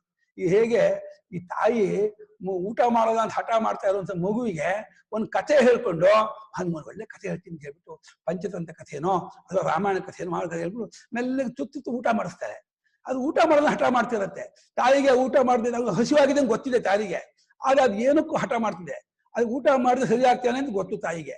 ಊಟ ಮಾಡೋಲ್ಲ ಅಂತ ಹಠ ಮಾಡುತ್ತೆ. ಏನ್ ಮಾಡೋದು, ಬಾಯಿಗೆ ಒಂದು ಕಥೆ ಹೇಳ್ತೀನಿ ಅಂತ ಹೇಳ್ಬಿಟ್ಟು ರಾಮಚಂದ್ರ ಅಂತ ಒಬ್ಬ ಇದ್ದ ತ್ರೇತಾಯುಗದಲ್ಲಿ, ದಶರಥ ಮಹಾರಾಜನ ಜ್ಯೇಷ್ಠ ಪುತ್ರ. ಅವ್ರಿಗೆ 3 ಜನ ತಮ್ಮಂದಿದ್ರು. ಮಹಾಧರ್ಮಾತ್ಮ ಪುಣ್ಯಾತ್ಮ. ಅವನಿಗೆ ರಾಜ್ಯ ಪಟ್ಟಾಭಿಷೇಕ ಆಗಬೇಕು ಅಂತಾಗಿತ್ತು. ಆ ಸಂದರ್ಭದಲ್ಲಿ ಅವ್ರು ಚಿಕ್ಕಮ್ಮನ ಮಾತಿರಂತೆ ಕಾಡು ಕಥೆ ಏನು ಕುತೂಹಲ ಕೇಳ್ತಾನೆ. ಅವನ ಮನಸ್ಸು ಡೈವರ್ಟ್ ಆಗುತ್ತೆ, ಕಥೆಗಳು ಹೋಗುತ್ತಲ್ಲ. ಆಗ ಅಮ್ಮ ತುತ್ತನ್ನು ಬಾಯಿ ಬಾಯಿ ಬಿಡ್ತಾನೆ, ಆಮೇಲೆ ಹಾಕ್ಬಿಡ್ತಾಳೆ. ಅವನಿಗೆ ಅದು ಹಠ ಹೋಗಿ ಮರ್ಸೋಗ್ಬಿಡುತ್ತೆ. ಯಾಕೆಂದ್ರೆ ಆ ಕಥೆಯಲ್ಲಿ ಮನಸ್ಸು ಮುಳುಗ್ಬಿಡುತ್ತಲ್ಲ. ಕಥೆಯಲ್ಲಿ ಮನಸ್ಸು ಮುಳುಗಿದ ಕೂಡ್ಲೇನಿಗೆ ಅವನಿಗೆ ಈ ಹಠದ ಇದು ಹೋಗ್ಬಿಡುತ್ತೆ. ಬಾಯಿ ಬಿಡು, ಮೆಲ್ಲೆ ಊಟ ಮಾಡ್ಬಿಟ್ಟು ಹೊಟ್ಟೆ ಆಯ್ತು ಮರಿ ಜಾಣ ಹೋಗು, ಒಳ್ಳೇದು ಆಟ ಆಡು, ಜಾಣ ಆಗು, ಓದ್ಕೋ, ಚೆನ್ನಾಗಿರು ಅಂತ ಹೇಳಿ ತಾಯಿ ಹರಸಿಬಿಟ್ಟು ಕಳಿಸ್ಬಿಡ್ತಾಳೆ. ಹಾಗೆ ಶ್ರುತಿ ಮಾತೆ ಪರಮ ಪ್ರೇಮದಿಂದ ನಮಗೆ ಈ ವೈದಿಕ ಮಾರ್ಗದಲ್ಲಿ ಇರಿ, ನೀವು ಈ ವಿರೋಕ್ತವಾದ ಕರ್ಮಾನುಷ್ಠಾನ ಮಾಡ್ತಾ ಇರಿ. ಆದ್ರೆ ಒಂದೇ ಒಂದು ಏನು, ಫಲಾಪೇಕ್ಷೆ ಇಲ್ಲದೆ, ಯಾವುದೇ ರಾಗದ್ವೇಷವಿಲ್ಲದೆ ಈಶ್ವರನ ಒಂದು ಸೇವೆ ಅಂದ್ಕೊಂಡು ಕರ್ಮಯೋಗ ಬುದ್ಧಿನ ಮಾಡ್ತಾ ಇರಿ. ಕಾಲಾನುಕಾಲಕ್ಕೆ ನೀವೇ ಈ ಕಡೆ ಬರ್ತೀರಾ ಅಂತ ಅದು ಗೊತ್ತು, ಸತ್ಯ ಅದಕ್ಕೆ. ಹಾಗಾಗಿ ಅದನ್ನ ಮೇಲೆ ನಮ್ಮನ್ನು ತಿರುಗಿಸ್ಬಿಡುತ್ತೆ. ಹಾಗಾಗಿ ವಿವೇಕ ಮಾರ್ಗದಲ್ಲಿ ತೊಡಗಿದವರಾಗಿರುತ್ತಾರಾದ್ದರಿಂದ ಇವ್ರನ್ನ ಬಹಳ ದೋಷ ಅಂತ ಅನ್ಕೋಬಹುದು. ಜಾತಿ ದೋಷ ತುಂಬಾ ಏನಿಲ್ಲ, ಸೃಷ್ಟಿಯನ್ನು ಒಪ್ಪಿಕೊಂಡದ್ರ ದೋಷ ತುಂಬಾ ಏನು ಆಗೋಲ್ಲ. ಯದ್ಯಪಿ ಕಶ್ಚಿತ್ ದೋಷ ಸ್ಯಾತ್, ಯಪಿ ಕಶ್ಚಿತ್ ದೋಷಃ ಸ್ಯಾತ್ ಸೋಪಿ ಅಲ್ಪ ಏವ ಭವಿಷ್ಯತಿ, ಸಮ್ಯಕ್ ದರ್ಶನ ಅಪ್ರತಿಪತ್ತಿ ಹೇತುಕಃ ಇತ್ಯರ್ಥಃ. ಸಮ್ಯಕ್ ದರ್ಶನ ಅಪ್ರತಿಪತ್ತಿ ಹೇತುಕಃ ಇತ್ಯರ್ಥಃ. ಸಮ್ಯಕ್ ದರ್ಶನವನ್ನು ಕಂಡುಕೊಳ್ಳದೇ ಇರೋ ನಿಮಿತ್ತದಿಂದ ಅವರು ಜಾತಿಯನ್ನು ಒಪ್ಪಿಕೊಂಡಿದ್ರಿಂದ ಇದೇನು ಅಲ್ಪ ದೋಷವಾಗಬಹುದು. ಆ ದೃಷ್ಟಿಯಿಂದ ಯಾವತ್ತೂ ಅಷ್ಟೇ ಮೇಲಿನ ಲೆವೆಲ್ಗೆ ಹೋಲಿಸ್ಕೊಂಡ್ರೆ ಕೆಳಗಿಂದ ಸ್ವಲ್ಪ ದೋಷವಾಗುತ್ತೆ. ಆದ್ರೆ ಅದಕ್ಕಿಂತ ಕೆಳಗಿನ ಲೆವೆಲ್ಗೆ ಹೋಲಿಸ್ಕೊಂಡ್ರೆ ಇದು ಉತ್ತಮವಾಗುತ್ತೆ. ತೀರ ಪ್ರಾಕೃತರಾಗಿ ವಿಷಯಾಸಕ್ತರಾಗಿ ಭೋಗಾಸಕ್ತರಾಗಿರುವವರಿಗೆ ವೈದಿಕ ಮಾರ್ಗದಲ್ಲಿ ಇದ್ದಾರೆ ಅಂತಂದ್ರೆ ಬೆಟರ್, ಉತ್ತಮ. ಅದರಲ್ಲೂ ವೈದಿಕ ಮಾರ್ಗದಲ್ಲೂ ಉಪಾಸನಾ ಮಾರ್ಗದಲ್ಲಿದ್ದಾರೆ, ಅದು ಇನ್ನೂ ಸ್ವಲ್ಪ ಅಂತರ್ಗತ, ಇನ್ನೂ ಬೆಟರ್. ಹೀಗೆ ಸೋಪಾನಗಳು ಇದ್ದೇ ಇರುತ್ತೆ. ಇವರಿಗೆ ವಿವೇಕವಾದ ಸಮ್ಯಕ್ ದರ್ಶನವೆಂಬ ವಿವೇಕವು ಅಪ್ರತಿಪತ್ತಿ. ಸಮ್ಯಕ್ ದರ್ಶನವನ್ನು ಕಂಡುಕೊಳ್ಳದೇ ಇರೋದು ನಿಮಿತ್ತದಿಂದ ಈ ಜಾತಿಯನ್ನು ಒಪ್ಕೊಂಡವರಾದ್ರಿಂದ ಅಲ್ಪ ದೋಷ ಇರಬಹುದಾದರೂ ಆ ದೋಷ ಅತ್ಯಲ್ಪ ದೋಷ, ಬಹಳ ದೊಡ್ಡ ಅಪರಾಧ ಅಂತ ಅನ್ಕೋಬೇಡಿ. ಸೃಷ್ಟಿಯನ್ನು ಒಪ್ಕೊಳ್ಳಿ, ಅದು ಅಪರಾಧ ಇದೆ. ಮಕ್ಕಳು ಹಠ ಮಾಡ್ತಾರಪ್ಪ, ಹಠ ಮಾಡ್ತಾರೆ ಅಂದ್ಬಿಟ್ಟು ಮಕ್ಕಳನ್ನ ಕೊಂದ್ಬಿಡೋದ? ಹಠ ಮಾಡಿದಾಗ ಪೂಸಿ ಮಾಡಿ ಹೇಗೋ ಮಾಡಿ ಸಮಾಧಾನ ಮಾಡ್ಬೇಕೆ ಹೊರತು ಹಠ ಮಾಡಿದೆ ಕರೆದು ಬಿಡು ಮಗುನ ಅರ್ಥ ಇದೆ ಅದಕ್ಕೆ. ಮಕ್ಕಳಿಗೆ ಇನ್ಯಾರು ಹಠ ಮಾಡ್ತಾರೆ? ಮಕ್ಕಳೇ ಹಠ ಮಾಡೋದು. ಹಠ ಮಾಡುವಂಥವ್ರಿಗೆ ಮಕ್ಕಳು ಹೆಸರು. ಹಠ ಮಾಡ್ಲಿ, ಎಷ್ಟು ಹಠ ಮಾಡಿದ್ರು ತಾಯಿ ಹೇಗೆ ಅವಳನ್ನ ಸಮಾಧಾನ ಮಾಡಿಸಿ ಅವಳನ್ನ ಒಳ್ಳೆ ಸಜ್ಜನನ್ನಾಗಿ ಮಾಡ್ತಾಳೋ ಆ ರೀತಿ ಶ್ರುತಿ ಮಾತೆ ಮಾಡ್ರಿ. ಆಯ್ತು, ಸೃಷ್ಟಿ ಒಪ್ಕೊಳ್ಳಿ. ಶಾಸ್ತ್ರೀಯ ಮಾರ್ಗದಲ್ಲಿ ಇದೀರಲ್ಲ, ಈ ಮಾರ್ಗವನ್ನು ಅನುಸರಣೆ ಮಾಡ್ತಾ ಇರಿ. ಕಾಲಾನುಕಾಲಕ್ಕೆ ನಿಮಗೆ ಇದು ಅರ್ಥವಾಗತ್ತೆ ಅಂತ ಹೇಳಿ ಈ ರೀತಿಯಾಗಿ ದೋಷೋಪ್ಯಲ್ಪೋ ಭವಿಷ್ಯತಿ. ಸೃಷ್ಟಿಯನ್ನು ಒಪ್ಕೊಳ್ಳೋದು ಬಹಳ ದೊಡ್ಡ ದೋಷವೇ ಆಗೋದಿಲ್ಲ, ಅತ್ಯಲ್ಪ ದೋಷವಾಗತ್ತೆ ಅಂತ ಹೇಳಿ ಗೌಡಪಾದರು ಅಜಾತಿವಾದವನ್ನು ಒಪ್ಪಿದಂಥವ್ರು ಇದನ್ನು ಒಪ್ಪಂಬಿಟ್ರು. ನಾನು ಉಪಲಂಭ ಸಮಾಚಾರಯೋಹೋ ಪ್ರಮಾಣತ್ವಾತ್ ಅಸ್ತ್ಯೇವ ದ್ವೈತಂ ವಸ್ತು ಇತಿ. ಈಗ ಇದನ್ನೇ ಹಿಡ್ಕೊಂಡ್ಬಿಟ್ಟ ಒಬ್ಬ. ಸಾರಿ, ನೀವು ಒಪ್ಕೊಂಡಿರ್ತಾನೆ ಏನೋ ಕಾಣ್ತಾ ಇರೋದ್ರಿಂದಲೂ ವ್ಯವಹಾರ ಮಾಡ್ತಾ ಇರೋದ್ರಿಂದಲೂ ದ್ವೈತ ಇದೆ ಅಂತ ಅಂದ್ರೆ ಹುಟ್ಟಿ ಉಂಟು ಒಪ್ಕೊಂಡ್ರಲ್ಲ. ಇದರಿಂದ ಪರಮಾರ್ಥ ಅಂತ ಯಾಕೆ ಅನ್ಕೋಬಾರ್ದು? ಸತ್ಯ ಅಂತ ಯಾಕೆ ಅನ್ಕೋಬಾರ್ದು? ನಿಜ ಅಂತ ಅನ್ಕೊಂಡ್ರೆ ಏನ್ ದೋಷವಾಗತ್ತೆ? ಯಾಕೆ ನೀವು ಇದನ್ನು ಒಂದು ಹಂತಕ್ಕೆ ಮಾತ್ರ ಒಪ್ಕೊಳ್ತಿದ್ದೀರಾ? ಪರ್ಮನೆಂಟ್ ಆಗಿ ಇದನ್ನೇ ಇಟ್ಕೊಂಡ್ಬಿಡಿ, ಅದನ್ನ ಬಿಟ್ಟುಬಿಡಿ. ಪರಮಾರ್ಥ ಏನೋ ಅಂತ ಅಂದಿಲ್ಲ, ಅದು ನಿಮ್ಮ ಸ್ವಕಪೋಲ ಕಲ್ಪಿತ. ಅದು ಯಾರ ಅನುಭವಕ್ಕೂ ಬರಲ್ಲ. ಅದು ನಮ್ಮ ಕುಮಾರ ಹೇಳ್ದಂಗೆ ಅದು ಬಹಳ ಕಷ್ಟ, ಅದು ಬಹಳ ಅರ್ಥವಾಗೋದಿಲ್ಲ. ಇದು ಈಸಿ. ಏನೋ ಪ್ರಪಂಚ ಸತ್ಯವಾಗಿದೆ, ನಾವು ವ್ಯವಹಾರ ಮಾಡ್ತಾ ಇದ್ದೀವಿ, ನಮ್ಗೆ ಬೇಕಾದದನ್ನು ಪಡ್ಕೊಳ್ತೀವಿ, ಬೇಡವಾದದ್ದು ಬಿಟ್ಕೊಂಡು ನಮ್ಗೆ ಬೇಕಾದ್ರ ಜೊತೆ ಕೂರ್ಕೊಂಡು ಫಂಕ್ಷನ್ ಮಾಡ್ಕೊಂಡು ಖುಷಿಯಾಗಿ ಆನಂದವಾಗಿ ಜೀವನ ಕಳ್ಕೊಂಡು ಎಷ್ಟು ಚೆನ್ನಾಗಿರುತ್ತೆ. ಇಷ್ಟಮಿತ್ತ ಬಂಧು ಜನ ಸಹ ಭುಕ್ತಂ ಭುಕ್ತಂ ಅಂತ ಬಂಧು ಜನರನ್ನ ಊಟ ಮಾಡಿದ ಅದೇ ಒಂದು ಪರಮಾನಂದ. ಏನು ಯಾವುದು ಇಲ್ಲ, ಏನು ಇಲ್ಲ ಅಂತ ಕಾಡು ಮೇಡಲ್ ಸುತ್ಕೊಂಡು ಚಪ್ಪಲಿ ಇಲ್ದೆಲ್ಲ ಕಾಲಲ್ಲೇ ತಿರುಗಾಡ್ಕೊಂಡು ಹೊಟ್ಟೆ ಇದೇನ್ ಜೀವನ ಇದು? ಯಾತಕ್ ಬೇಕದು? ಬೇಡಪ್ಪ, ಆರಾಮ ಇರೋಣ, ನೆಂಟ್ರಿ ಮನೆಯಲ್ಲೇ ಇರೋಣ, ನೆಂಟ್ರಿ ಜನ ಇರೋಣ, ಚೆನ್ನಾಗಿ ಖುಷಿ ಆನಂದ ಇರೋಣ, ಈ ಸತ್ಯ ಅಂತ ಅಂದ್ಕೊಂಡ್ಬಿಡೋಣ ಅಂತ ಪೂರ್ವಪಕ್ಷಿ. ಉಪಲಂಬತ್ವ ಸಮಾಚಾರತ್ವ ಎರಡು ಹೇತು, ಕಂಡು ಬರ್ತಾ ಇರೋದು, ವ್ಯವಹಾರ ಮಾಡ್ತಾ ಇರೋದು, ಈ ಎರಡರಿಂದ ಇದೇ ಪ್ರಮಾಣವಾಗಿರುತ್ತದೆ. ಆದ್ದರಿಂದ ದ್ವೈತ ವಸ್ತು ಸತ್ಯ ಅಂತ ಯಾಕೆ ಅನ್ಕೋಬಾರ್ದು ಅಂತ ಪ್ರಶ್ನೆ ಮಾಡಿದ್ದಕ್ಕೆ ಉತ್ತರ ಕೊಡ್ತಾರೆ, ಇದು ಆಗಲ್ಲ, ಸರಿ ಆಗಲ್ಲ. ಯಾಕಂದ್ರೆ ಉಪಲಂಬ ಸಮಾಚಾರಯೋ ವ್ಯಭಿಚಾರ, ಉಪಲಂಬ ಸಮಾಚಾರಗಳು ಸ್ವಪ್ನದಲ್ಲೂ ಇತ್ತು ಮಹಾರಾಯ. ಸ್ವಪ್ನದಲ್ಲಿ ಕಾಣ್ತಾ ಇರ್ಲಿಲ್ಲ ಪ್ರಪಂಚ, ಅಲ್ಲೂ ವ್ಯವಹಾರ ಮಾಡ್ತಿರ್ಲಿಲ್ವೇ? ಸತ್ಯವಾಯ್ತೆ. ನಿನ್ನ ಅನುಭವ ನಿನ್ ಪಾಠ ಹೇಳ್ಕೊಡ್ತಾ ಇದೆ. ನಿನ್ನ ಅನುಭವದ ಕೇಳು, ನೀನೇ ಅನುಭವಿಸಿದ್ದಾಗಿರುವ ಒಂದು ಅವಸ್ಥೆಯ ಪಾಠವನ್ನು ನೀನು ಮೆಲುಕು ಹಾಕಿದ್ರೆ ನಿನ್ಗೆ ಅರ್ಥ ಆಗುತ್ತೆ. ಸ್ವಪ್ನದಲ್ಲೂ ಪದಾರ್ಥಗಳನ್ನು ಕಂಡಿದ್ದೆ, ವ್ಯವಹಾರ ಮಾಡಿದ್ದೆ, ನೀನೇ ಅಂತೀಯ ಅಯ್ಯೋ ಕನಸು ಸುಳ್ಳು ಬಿಡಿ, ಬರೀ ತೋರಿಕೆ. ಯಾಕೆ ಅಂದ್ರೆ ಇಲ್ಲಿಗೆ ಬರೋದಿಲ್ಲ, ಅದನ್ನ ಸುಳ್ಳು ಅಂತೀಯ. ನಾನು ಅದೇ ಇಲ್ಲಿಂದ ಅಲ್ಲಿಗೆ ಬರೋಲ್ಲ ಕಣೋ, ಹಾಗಾದ್ರೆ ಇದು ಸುಳ್ಳು ಅಂತ ಅನ್ಕೊಂತೀನಿ. ಅದೇ ಅದು ನನಗೆ ಮಾತ್ರ ತೋರಿದ್ದು ಅದನ್ನ ಸುಳ್ಳು ಅಂತೀಯ. ಎಚ್ಚರು ನಿನಗೆ ಮಾತ್ರ ತೋರ್ತಾ ಇರೋದು ಕಣೋ ಅಂತ ನಾನು ಅಂತೀನಿ. ನೀನು ಏನೇನೇನೇನ ರೂಲ್ಸ್ ಸ್ವಪ್ನಕ್ಕೆ ಹಾಕ್ತೀಯೋ ಅಷ್ಟು ರೂಲ್ಸು ಎಚ್ಚರಕ್ಕೂ ಅಪ್ಲೈ ಆಗತ್ತೆ, ಏನು ವ್ಯತ್ಯಾಸ ಆಗಲ್ಲ. ಒಬ್ಬನಿಗೆ ತೋರಿದ್ದು ಅಂದ್ರೆ ಎಚ್ಚರವು ಒಬ್ಬನಿಗೆ ತೋರಿಸಿರೋದು. ಕನಸು ಅನ್ನೋದು ನಮಗೆ ಬರೀ ಮನಸ್ಸಿನಲ್ಲೇ ತೋರ್ತಾ ಇರೋದು, ಎಚ್ಚರವು ಮನಸ್ಸಿನಲ್ಲೇ ತೋರ್ತಾ ಇರೋದು. ಕನಸು ಅನ್ನೋದು ನಮ್ಗೆ ಇದಾಗಿ ಇದಾಗಿ ಅವರವರ ಮನೋದೋಷ ತೋರಿದ್ದು ಅಂದ್ರೆ ಇದು ಮನೋದೋಷವೇ, ಏನು ವಿಶೇಷ ಇಲ್ಲ. ಇದು ನಮ್ಮ ಕಲ್ಪನೆಯನ್ನು ಎಲ್ಲರಿಗೂ ತೋರ್ತಾ ಇದೆ, ನಾವು ಅಂದ್ಕೊಂಡ್ಬಿಟ್ಟಿದೀವಿ. ಎಚ್ಚರ ಹಾಗೆ ಅದು. ಅದನ್ನ ಉಪಲಂಬ ಸಮಾಚಾರತ್ವ ಪರಮಾರ್ಥಕ್ಕೆ ಡೆಫಿನೇಷನ್ ಆಗಲ್ಲ, ಅದು ವ್ಯಭಿಚಾರವಾಗುತ್ತೆ. ಅಂದ್ರೆ ವ್ಯಭಿಚಾರ ಶಬ್ದ ಕನ್ನಡದಲ್ಲಿ ಶಬ್ದ ಅಲ್ಲ. ಕನ್ನಡದಲ್ಲಿ ವ್ಯಭಿಚಾರ ಅಂದ್ರೆ ಪರಸ್ಥಿತಿ ಸಂಬಂಧ ಮಾಡುವುದು ಅಂತ, ಇಲ್ಲಿ ವ್ಯಭಿಚಾರ ಅಂದ್ರೆ ಬಿಟ್ಟು ಹೋಗೋದು ಅಂತ ಅಷ್ಟೇ ಅರ್ಥ. ಉಪಲಂಬ ಸಮಾಚಾರತ್ವ ಪರ್ಮನೆಂಟ್ ಆಗಿರೋಲ್ಲ, ಬಿಟ್ಟು ಹೋಗುತ್ತೆ. ಆದ್ದರಿಂದ ಇದು ಬಿಟ್ಟು ಹೋಗೋದೆಲ್ಲ ಸುಳ್ಳಿಗೆ ಲಕ್ಷಣ. ಕಥಂ ವ್ಯಭಿಚಾರ ಇತಿ ಉಚ್ಯತೆ. ಕಥಂ ವ್ಯಭಿಚಾರ ಇತಿ ಹಾಗೆ ಬೇರೆ ಕಡೆಯಲ್ಲಿ ಇದು ಇಲ್ಲ, ಬಿಟ್ಟು ಹೋಗುತ್ತೆ ಅನ್ನೋದು ಹೇಗೆ ಅಂತ ಕೇಳಿದ್ರೆ ಅದಕ್ಕೆ ಹೇಳ್ತೀವಿ ಕೇಳಿ. ಉಪಲಂಬ ಸಮಾಚಾರ ಮಾಯಾ ಹಸ್ತಿ ಯಥೋಚ್ಯತೆ. ಉಪಲಂಬಾತ್ ಸಮಾಚಾರ ಹಸ್ತಿ ವಸ್ತು ತಥೋಚ್ಯತೆ. ಉಪಲಂಭಾತ್ ಸಮಾಚಾರಾನ್ ಮಾಯಾ ಹಸ್ತಿ ಯಥೋಚ್ಯತೆ. ಉಪಲಂಭಾತ್ ಸಮಾಚಾರಾತ್ ಹಸ್ತಿ ವಸ್ತು ತಥೋಚ್ಯತೆ. ಉಪಲಂಭಾತ್ ಸಮಾಚಾರಾತ್ ಮಾಯಾ ಹಸ್ತಿ ಯಥಾ ಉಚ್ಯತೆ. ಉಪಲಂಭಾತ್ ಸಮಾಚಾರಾತ್ ಅಸ್ತಿ ವಸ್ತು ತಥಾ ಉಚ್ಯತೆ. ನಾನು ಸ್ವಪ್ನಕ್ಕೆ ಹೋದೆ, ಭಾಷಿಕರು ಎಚ್ಚರದಲ್ಲಿಯೇ ತೋರಿಸ್ತಾ ಇದ್ದಾರೆ ಉಪಲಂಬ ಸಮಾಚಾರ ವ್ಯಭಿಚಾರವಾಗೋದು, ಬಿಟ್ಟು ಹೋಗೋದು. ಏನು ಒಬ್ಬ ಐಂದ್ರಜಾಲಿಕ ಮಾಯಾವಿ ಇಲ್ಲೇ ಎಚ್ಚರದಲ್ಲೇ ಒಂದು ಆನೆ ತೋರಿಸ್ತಾನೆ, ಆನೆ ಮೇಲೆ ಒಬ್ಬ ಮಾವುಟಗ ಹತ್ಕೋತಾನೆ, ಅವ್ನು ಹೇ ಹೇ ಹೇ ಅನ್ಕೊಂಡು ಅವ್ನು ನಡೆಸ್ತಾ ಇರ್ತಾನೆ, ಅವ್ನು ಎಲ್ಲ ಮಾಡ್ತಾನೆ. ಅದು ನೋಡ್ಬಿಟ್ಟು ಅಲ್ಲಿ ನೋಡ್ತಾ ಇರೋರು ಓಡ್ತಾರೆ, ಅಯ್ಯೋ ಆನೆ ಬಂದ್ಬಿಡ್ತಾನೆ, ಓಡ್ಬಿಡ್ತಾರೆ. ಹೆದ್ಕೋಬಿಡಿ ಬರಲ್ಲ ಅಂತ ಅವನು ಅಂತಾನೆ, ಮತ್ತೆ ವಾಪಸ್ ತಿರುಗಿಸ್ತಾನೆ, ಎಲ್ಲಾನು ತೋರಿಸ್ತಾನೆ, ಆಟ ಆಡಿಸಿ ಎಲ್ಲ ಮಾಡ್ತಾನೆ. ಇನ್ನೊಂದು ನಿಮಿಷಕ್ಕೆ ಒಂದು 5 ನಿಮಿಷ 10 ನಿಮಿಷ ಆದ್ಮೇಲೆ ಇರೋದೇ ಇಲ್ಲ. ಕಂಡದ್ದು ಇದೆ, ಆಚರಣೆ ಮಾಡಿದಿದೆ ಅಂದ್ರೆ ಆನೆ ಕಂಡ್ವಿ, ಆನೆ ಜೊತೆ ಆನೆ ವ್ಯವಹಾರ ನೋಡಿದ್ವಿ, ಆದ್ರೆ ಮಾಯಾ ಆನ ಅದು ಹೇಳ್ತಾರೆ. ಉಪಲಂಬ ಇದೆ, ಕಾಣೋದು ಅನ್ನೋದಿದೆ, ಸಮಾಚಾರ ಅಂದ್ರೆ ವ್ಯವಹಾರ ಅನ್ನೋದು ಇದೆ. ಯಾವುದೋ ಮಾಯಾ ಹಸ್ತಿ ಯಾವ ರೀತಿ ಹೇಳ್ತೀವೋ, ಕಾಣ್ತಾ ಇದೆ ವ್ಯವಹಾರ ಮಾಡ್ತಿದೆ ಅದನ್ನ ಇದೆ ಅಂತ ಹೇಗೆ ಹೇಳ್ತೀವೋ, ಅದೇ ವ್ಯವಹಾರವೂ ಕೂಡ ಕಾಣ್ತಾ ಇದೆ ವ್ಯವಹಾರ ಮಾಡ್ತಾ ಇದೆ ಅನ್ನೋ ಕಾರಣ ಇದೆ ಅಂತ ಇದೀವಿ ಕಣೋ. ಮಾಯಾವಿ ತೋರಿಸುವ ಮಾಯೆ ಆನೆಯ ತೋರಿಕೆ, ಅದರ ವ್ಯವಹಾರ ಹೇಗೆ ಸುಳ್ಳೋ, ನೀವು ಕೂಡ ಅಜ್ಞಾನದಿಂದ ಒಂದು ತತ್ವವನ್ನು ಮರೆಮಾಚಿಕೊಂಡು ಇಂದ್ರಿಯ ದೃಷ್ಟಿಯಿಂದ ನೋಡ್ಕೊಂಡು ಏನೋ ಒಂದು ಕಾಣ್ತಾ ಇದೆ, ಏನೋ ಒಂದು ವ್ಯವಹಾರ ಮಾಡ್ತಾ ಇದೀವಿ ಅಂತ ಅಂದ್ಕೊಂಡು ಇದೆ ತಂದಿದ್ದೀರಾ. ನಿಜವಾಗಿ ಅಜ್ಞಾನದ ಅವಸ್ಥೆಯಲ್ಲಿ ತೋರುವ ವ್ಯವಹಾರ ಮಾಡುವ ವಸ್ತುವಿನ ಅಸ್ತಿತ್ವವನ್ನು ಒಪ್ಪಕ್ಕಾಗಲ್ಲ. ನೀವ್ ಹೇಳ್ತೀರಾ ಮಾಯಾವಿ ತೋರಿಸಿದ ಆನೆ ನಿಜವಾಗಿಲ್ಲ, ಅದರ ಮೇಲೆ ಮಾಡಿದ ವ್ಯವಹಾರಗಳು ನಿಜವಾಗಿಲ್ಲ. ಅದೇಗೋ ಇದು ತೋರ್ತಾ ಇರೋದು ವ್ಯವಹಾರ ಮಾಡ್ತಾ ನಿಜ ಅಲ್ಲ, ಇದ್ಯಾಕೆ ಮಾಯೆ ಅಲ್ಲ. ನಾವೇನಂತೀವಿ ಅಲ್ಲಿ ತಾತ್ಕಾಲಿಕ ಒಬ್ಬನೇ ತೋರಿಸಿದೆ, ಇದು ಎಲ್ಲರಿಗೂ ಇದೆಯಲ್ಲ ಅಂತ.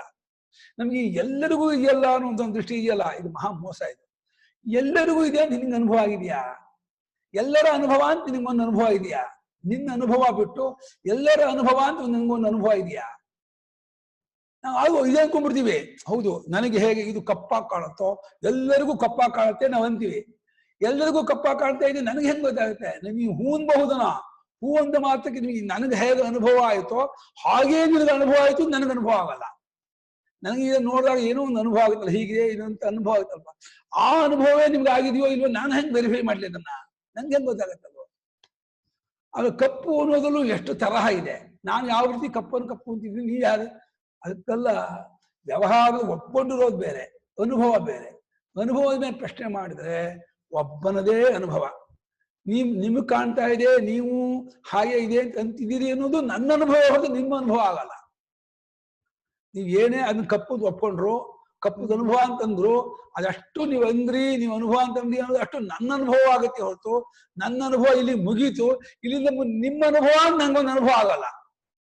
ನಿಮ್ಮ ಅನುಭವ ಅನ್ನೋದು ನನ್ನ ಅನುಭವವೇ. ಅದು ನನ್ನ ಅನುಭವವನ್ನು ದಾಟಿ ನಿಮ್ಮ ಅನುಭವವನ್ನು ತೋರ್ಸಕ್ ನಂಗೆ ಆಗೋದಿದೆ. ಅದಕ್ಕೆ ಇದೇ ಇಲ್ಲ. ನಾವ್ ಏನ್ ಅನ್ಕೊಂಡಿದ್ವಿ, ಅವರವರ ಅನುಭವದಲ್ಲೇ ಇದೆ. ಬೆಂಕಿ ಮುಟ್ಟಿದೆ, ಬಿಸಿಯಿಂದ ಎಲ್ಲರಿಗೂ ಅನುಭವ ಇದೆ, ನಾವು ವ್ಯವಹಾರ ಒಪ್ಕೊಳ್ತೀವಿ. ಹೌದು, ವ್ಯವಹಾರದಲ್ಲಿ ಒಪ್ಕೊಂಡಿದ್ದು ಇಲ್ಲ ನಾನು ಅಂತಿಲ್ಲ. ಆದ್ರೆ ಎಲ್ಲರಿಗೂ ನನಗೆ ಹೇಗೆ ಬಿಸಿ ಆಗುತ್ತೋ ಹಾಗೆ ಬಿಸಿ ಆಗುತ್ತೆ, ಅನುಭವ ಆಗುತ್ತೆ. ನಾನು ಹೆಂಗೆ ಹೇಳಿ? ನನ್ನ ಅನುಭವ ಬಿಟ್ಟು ಇನ್ನೊಬ್ಬ ಅನುಭವ ಎಲ್ಲಿದೆ ನನಗೆ? ನನಗೆ ಅದನ್ನ ಇನ್ನೊಬ್ಬರ ಅನುಭವವನ್ನು ಅನುಭವಿಸುವುದಕ್ಕೆ ನನಗೆ ಇನ್ಸ್ಟ್ರೂಮೆಂಟ್ ಯಾವ್ದಿದೆ? ಇಲ್ಲವೇ ಇಲ್ಲ. ಅದು ಒಬ್ಬಂದೇ ಅನುಭವ, ಒಂದೇ ಅನುಭವ. ಅದರಲ್ಲೇ ಎಲ್ಲ ಹೇಳೋದು. ಭಾಷ್ಯವು ಉಪಲಭ್ಯತೆ ಹಿ ಮಾಯಾ ಹಸ್ತಿ ಹಸ್ತೀವ. ಉಪಲಭ್ಯತೆ ಹಿ ಮಾಯಾ ಹಸ್ತಿ ಹಸ್ತೀವ. ಶಂಕರಾಚಾರ್ಯ ಕಾಲದಲ್ಲಿ ಎಂತೆಂಥ ಮಾಯಾವಿಗಳು ಇದ್ವು ಅಂತ. ಇನ್ನೊಂದು ಕಡೆ ಕೊಟ್ಟರು, ಒಂದು ಹಗ್ಗ ಹೀಗೆ ಎಸಿತಾನೆ, ಅದು ಆಕಾಶ ಹೀಗೆ ನಿಂತು ಬಿಡುತ್ತೆ, ಅದ್ರ ಮೇಲೆ ಹತ್ಕೊಂಡು ಹೋಗ್ತಾನೆ, ಅಲ್ಲಿ ಒಂದು ಸೈನ್ಯ ಸೃಷ್ಟಿ ಮಾಡ್ತಾನೆ, ಅವ್ರದ್ದು ಯುದ್ಧ ಆಗತ್ತೆ, ಠಣ್ ಠಣ್ ಠಣ್ ಶಬ್ದವೆಲ್ಲ ಆಗತ್ತೆ, ತುಂಡಾಗಿ ಬೀಳ್ತಾರೆ. ಇದು ರೀತಿಯೆಲ್ಲ ಕೊಟ್ಟಿದ್ದಾರೆ. ಈ ರೀತಿಯೆಲ್ಲ ಮಾಯಾವಿಗಳು ಮಾಡ್ತಾರೆ ಅಂತ. ಇವಾಗ ಅಂತ ಜಾದೂಗಾರ ಇದಾರೋ ಇಲ್ವಪ್ಪ? ಮಾಯಾವಿ ಗೊತ್ತಿಲ್ಲ. ಈಗಲೂ ಮಾಯಾವಿದ್ದಾರೆ. PC ಸರ್ಕಾರೋ, ಉದಯ ಜಾದೂಗಾರೋ ಏನೇನೋ ತೋರಿಸ್ತಾರೆ, ಮಾಡ್ತಾರೆ. ಅದು ಈ ತರಹ ಮಾಯಾವಿ ಬಹಳ. ಅದು ಆನೆಯನ್ನೇ ಸೃಷ್ಟಿ ಮಾಡ್ಬಿಡೋದು. ಒಂದು PC ಸರ್ಕಾರ ರೈಲ್ವೆ ಸ್ಟೇಷನ್ ಇಲ್ಲ ಮಾಡ್ಬಿಟ್ಟಿದ್ದಂತೆ. ರೈಲ್ವೆ ಸ್ಟೇಷನ್ ಹೋಗ್ತಾರೆ, ಸ್ಟೇಷನ್ ಎಲ್ಲ, ಪ್ಲಾಟ್ಫಾರ್ಮ್ ಮೇಲೆ ಹಳಿಯೇ ಇಲ್ಲ, ರೈಲೇ ಇಲ್ಲ, ಎಲ್ಲ ಕಂಗಾಲ ಓಡಾಡ್ತೀವಿ. ಹೇಗೆ ಎಲ್ಲಿದ್ದೀವಿ ಓಡಾಡ್ತೀವಿ. ಒಂದು 5 ನಿಮಿಷ ಕಂಗಾಲ ಬಿಟ್ಟಿದ್ದಂತೆ. ಆಮೇಲೆ ಸ್ಟೇಷನ್ ಎಲ್ಲ ಇದೀವಿ, ಅಲ್ಲೇ ಇದೀವಿ ಅಂತ. ಅದೇನೋ ಕಣ್ಕೊಟ್ಟ ಶಕ್ತಿ, ಅದೇನೋ ಮಾಡ್ತಾರಪ್ಪ. ನಮಗೆ ಈ ಭಗವಂತ ತೋರಿಸಿದ ಜಗತ್ತೆಂಬ ವಿಭೂತಿ ನಮಗೆ ಆಶ್ಚರ್ಯ ಇಲ್ಲ.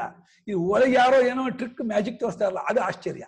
ನಮ್ಮ ತಂದೆಯವ್ರು ಬೈಯೋರು, ಈ ಜಗತ್ತನ್ನು ತೋರಿಸ್ತೀನ ಭಗವಂತ, ಇದಕ್ಕಿಂತ ದೊಡ್ಡ ಮ್ಯಾಜಿಕ್ ಯಾರಿಗಾರು ಮಾಡೋಕ್ಕಾಗತ್ತನೋ? ಇದಕ್ಕಿಂತ ದೊಡ್ಡ ಮಿರಾಕಲ್ ಉಂಟನೋ ಈ ಜಗತ್ತಲ್ಲಿ? ಈ ಆಕಾಶ ನೋಡು ಹೇಗಿದೆ, ಸೂರ್ಯಚಂದ್ರ ನೋಡು ಹೇಗಿದೆ, ಗಾಳಿ ಹೇಗಿದೆ ನೋಡು. ಈ ಎಂತೆಂತ ಅದ್ಭುತವಾದಂತ ಮಾಯೆ ಇದು. ಇದನ್ನು ಹೇಗೆ ತಗೊಂಡ್ ಮಾಡ್ದ, ಯಾವ್ದನ್ನು ತಗೊಂಡ್ ಮಾಡ್ದ, ಇದಕ್ಕೆ ಸೋರ್ಸ್ ಏನು, ಮೂಲ ವಸ್ತು ಏನು? ಮಡಿಕೆ ಮಾಡೋಕ್ ಮಣ್ಣು ತಗೊಂಡ, ಮಂಟಪ ಮಾಡೋಕ್ ಮರ ತಗೊಂಡ, ಆಕಾಶ ಮಾಡೋಕ್ ಏನ್ ತಗೊಂಡ, ಹೇಗ್ ಮಾಡ್ದ ಆಕಾಶವನ್ನ? ಉತ್ತರ ಇದೆ ನಿಂಗೆ. ಮತ್ತೆ ಆಕಾಶ ಮಾಡಿದಾನೆ, ವಾಯು ಮಾಡಿದಾನೆ. ಇವಾಗ ಯೋಚನೆ ಮಾಡಿದ್ಯಾ ಒಂದ್ ದಿವಸ ಆದ ನೀನು ಈ ಜಗತ್ತಿನ ವೈಚಿತ್ಯ? ಶ್ರುತಿ ಹೇಳುತ್ತೆ, ದಿವಶಿಲ್ಪತಂ ಕಪುಭಿಶ್ಚಿತಂ. ಈ ಶಿಲ್ಪಿ ಜಿಲೋಕದಿಂದ ಎಳೆದು ಬಂದಂತೆ.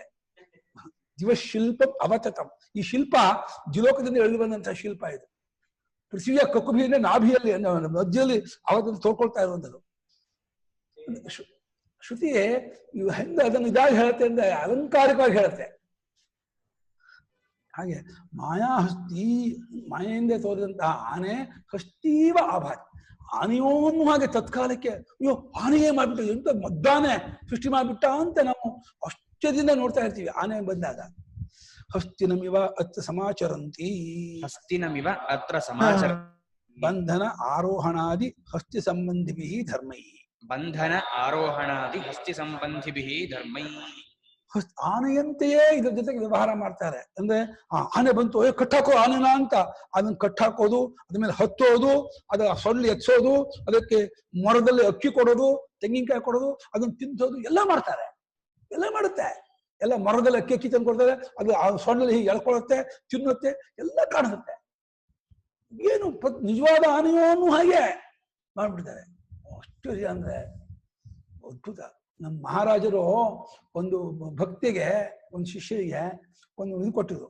ಆ ಪುಣ್ಯಾತ್ಕಿತಿ 6-8 ಹಿಂದಿನ ಕಾಲದ ಬಾಲ್ಯ ವಿವಾಹ 8 ವರ್ಷ ಆದ್ರೂ ನಾನು ಮದುವೆ ಆಗಲ್ಲ ಕೂತ್ಕೊಂಡ್ಬಿಟ್ಟಿದೆ. ಯಾಕೆ ಮದುವೆ ಆಗಲ್ಲ ಅಂದ್ರೆ ನಾನು ಮಹಾರಾಜನ ಬಿಟ್ಟು ಹೋಗ್ಬೇಕಾಗತ್ತೆ, ಮದುವೆ ಆಗ್ಬಿಟ್ರೆ ಗಂಡ ಮನೆ ಹೋಗ್ಬೇಕಾಗತ್ತೆ, ನಂಗೆ ಬೇಡ ಮದುವೆ ಅಂತ. ಏನ್ ಮಾಡು, ಎಷ್ಟು ಹೇಳಿದ್ರು ಅಪ್ಪ ಅಮ್ಮ ಕೇಳ್ತಾ ಇಲ್ಲ. ಮಹಾರಾಜರ ತಾನೇ ಹೇಳಿಸಿದ್ರು, ನೀವು ಹೇಳಿ ಮಹಾರಾಜರೇ ಮಗಳು ಮದುವೆ ಆಗಬೇಕು, ದೊಡ್ಡೋಳು ಆಗ್ಬಿಡ್ತಾಳೆ, ಕಷ್ಟ ಆಗ. ಹಿಂದಿನ ಕಾಲದ ದೊಡ್ಡೋಳಾಗ್ಬಿಟ್ರೆ ಏನು ದೊಡ್ಡ ಅಪರಾಧ ಅಂತ ಆ ರೀತಿ ಇತ್ತು ಆ ಕಾಲ. ಹಾಗಾಗಿ ಮಹಾರಾಜರ ಹತ್ರ ಹೇಗೆ ಒಪ್ಪಿದ್ರು. ಮಹಾರಾಜರು ಮಗು ಕೂಸ್ಕೊ ಅಂತ ಹೇಳ್ಬಿಟ್ಟು ನೀನು ಮದುವೆ ಆಗೋ, ಏನು ತೊಂದರೆ ಆಗಲ್ಲ, ಯಾಕೆ ಮಾಡ್ಕೊಳ್ತೀವಿ ಹಾಗೆ. ನಾನು ನಿಮ್ಮನ್ನು ಬಿಟ್ಟೋಗ್ಬೇಕು ನಂಗೆ ಇಷ್ಟ ಇಲ್ಲ ಹಾಗೆ. ಇಲ್ಲ, ನಾನು ಯಾವಾಗ ನಿನ್ನ ಜೊತೆ ಇರ್ತೀನಿ, ಏನು ಯೋಚನೆ ಮಾಡಬೇಡ, ನೀವು ಯಾವಾಗ ಕರೆದು ತೊರ್ಕೊಳ್ತೀನಿ ಹಾಗೆ.